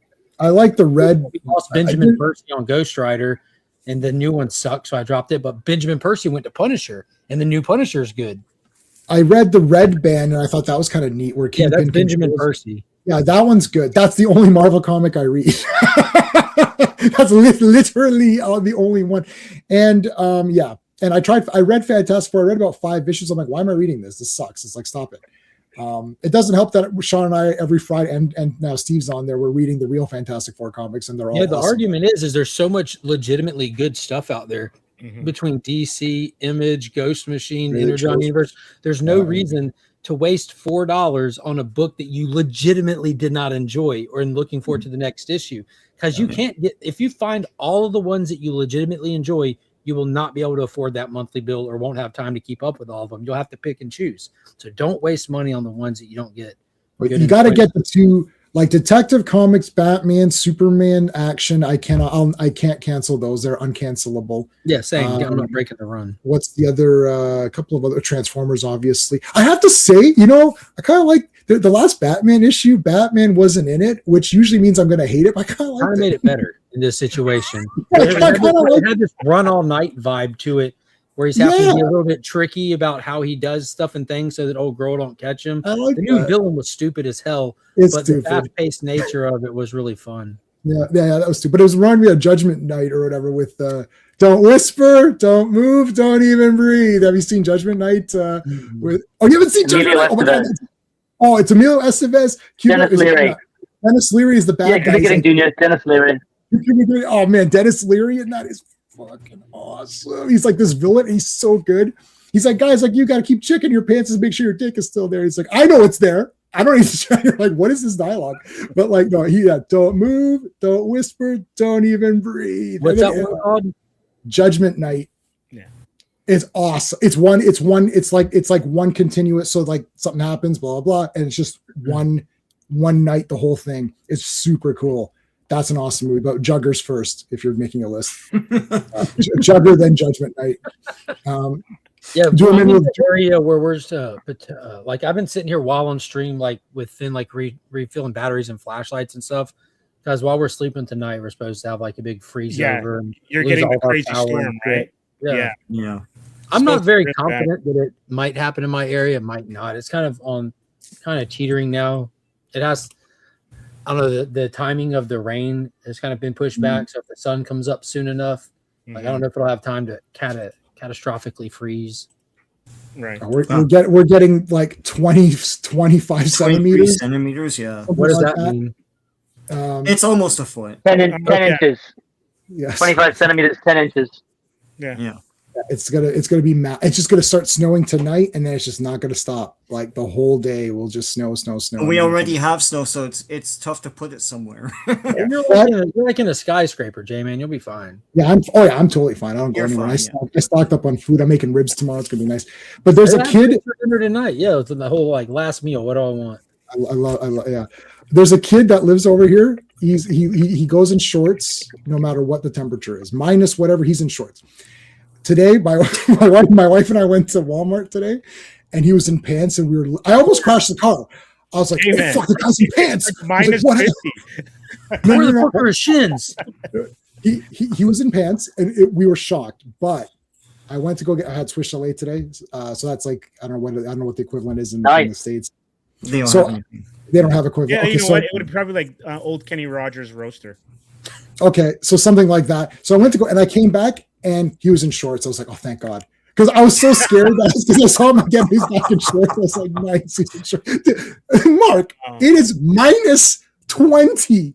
I don't know what that translates for you guys. Like someone can do the translation. Minus 20 Celsius. Close to zero. So it's below zero, I think, because what's the differential? It's more than that, right? Anyways, so the guys in shorts walking around in the snow. Yeah, there's always one. There's always one, and I thought this guy's a real Canadian. We're a bunch of losers. We're pansies. I've got a big winter jacket on. We're terrible. We're absolutely brutal. It's like -4 Fahrenheit. Yeah. So -4, Mark. Okay, got it. So -4 shorts. I'm a flip flop guy year round unless I'm at work, and there's been one time in my life where it's hit zero, and it was like Christmas, like 3 years ago, and I don't even have clothes. Like they don't even sell clothes in stores here that can stop that because it's such a rare occasion. You know, why would they even carry it? And I have to go to work and take care of animals for a living. So no matter what the weather does, I still have to go. And I was there at 0 degrees, and I had a long sleeve shirt on, a t-shirt on, a hoodie on, a jacket on over it. I put on a pair of pants. I put on another pair of pants and sweatpants on over it, multiple pair of socks. Took one step outside and can feel the cold air instantly on my skin. I'm like, what the man? Like, it was the craziest thing in the world. They couldn't slow it down a bit. The worst is when it blows up your pant leg or up your sleeves. That's the worst. It doesn't matter how many layers you have on. Yeah, I've got like for winter coats, I have about 3 different variations of winter coat, and I've like so now I'm on like the full, and the full one is like I can just wear a t-shirt, and this is like a long sleeve t-shirt, and I just put that coat and it's no problem, and that's -22, no problem, because it's like I've got different. They have like the clothes that are rated for like those sub temperatures. We just have hoodies, you know what I mean? But this jacket bounces water off of it, you know. What about the bear skin? Is it the bear hoodie or something? Or what was that? Bearskin hoodie. That looks really cool. I was like, oh, I bet you I'll look cool in that, but I don't think I would. But I don't think that would happen. Anyways, now we're talking about the weather, so you know this conversation's over. This is like elevator talk. Well, what jacket are you wearing? It's pretty cold out there. It's like this is when I'm traveling from G to 22 in the elevator. I know everybody because I'm on the highest floor. I gotta tell you this one random thing. Did I tell you this, Sean, with the Psychic Sam? No. Did anyone get the Mark Millar book? Mark Miller. Mark's with his. But so Psychic Sam, this guy also got it. So I went down and they left my Psychic Sam from Kickstarter on the concierge table. I saw it was mine. Yeah. And there was another one. I was like, what is this? There's two. I was like, it's the exact same package and the same guy left them. I thought someone else in this building ordered Psychic Sam. Mm-hmm. So I went to his house. I was like, okay, where is he? His name is Kevin. I went up to him, knocked on his door. I was like, hi, Kevin. I was like, hi, my name's Jason. It's like, I noticed that you ordered Psychic Sam. He's like, I did. I was like, this is it. I was like, I ordered it too. I happened to see the guy. So I went into his house and we were talking for like half an hour about comics and stuff. And I was like, all right, man, I'll talk to you later. It's like so random. It's like super random. So I just thought that was like a great random story. I met this guy. I was like, yeah, we do talk comics and stuff. I was like, oh, cool. And we were talking, complaining about, this isn't that good. And what are the odds though? The odds of that be quite slim, given that it's only available on Kickstarter, right? So you both would have had to be Mark Millar fans. You both would have had to subscribe and put in this reasonable similar amount, and you both live in the same building. In Southern Ontario, it's got quite a big population, so that's quite a coincidence. And the ones that we got shipped later because they were signed by interesting. So it wasn't he got the signed version because those came later. So it's like it was like super coincidental. Like it was so and we got it at the same time too, right? There's no guarantee that his would have gone out with yours, even if it's in the same building, because it's just the way the filming goes, right? Yeah. Did you hear that, Mark? Did you hear my story or no? No, so in my building, I'm on the 22nd floor. I ordered Psychic Sam, Mark Miller's book or whatever, a signed one. So I saw my phone got the notification that it arrived. So I went down to my concierge, and my concierge wasn't there, but the packages were just on his desk, and there's 2 exactly the same. I was like, huh. So I was like, look, I was like, oh, Kevin's something. So another guy in my building ordered it. So I went up to his house and knocked on his door. I was like, here's your psychic salmon. I was like, I got it too. He's like, oh my God. So we started talking and he invited me in. So we were talking for like half an hour. So I was like, and then we became like kind of instant buddies. Did y'all go do karate in the garage after that? No, we didn't do karate in the garage. We have first of all, we have a gym in our condo. So we can go do you want to make bunk beds? no, we don't do bunk beds. But yeah, we became friends. See, this is how it is in Canada. Instant friends. You're just like, oh, the guy invited me in. He's like, come on in. Let's talk about comics. It's like, and I basically stole his package because I took it's not mine. I took it and I ran. I was like, I brought your package. He's like, yeah. And we opened it up. We're like, yeah, I got the signed one. So did I. Yeah. So there you go. Yeah, looking forward to it, man. It is good. All right, that's it, guys. Thank you for being here. This is a great chat. Thanks to everybody in the chat, and there's still 25 people watching this garbage after we stop talking about the topic. That's awesome. The weather means a lot to people. The weather means a lot. I don't give a shit because it's summer down here. So nobody likes you right now. So to be fair, no one likes me anyway. So I'm okay. When the stream ends, you're the first person I'm kicking off. We're in fun while it lasted. Yes. Thank you. Yes, live long. No. It's until next time or good journey. Good journey. Good journey. Until we meet again. Hey friends, you've just been listening to J-Man, and he is the smartest person who ever lived. So make sure you like and subscribe.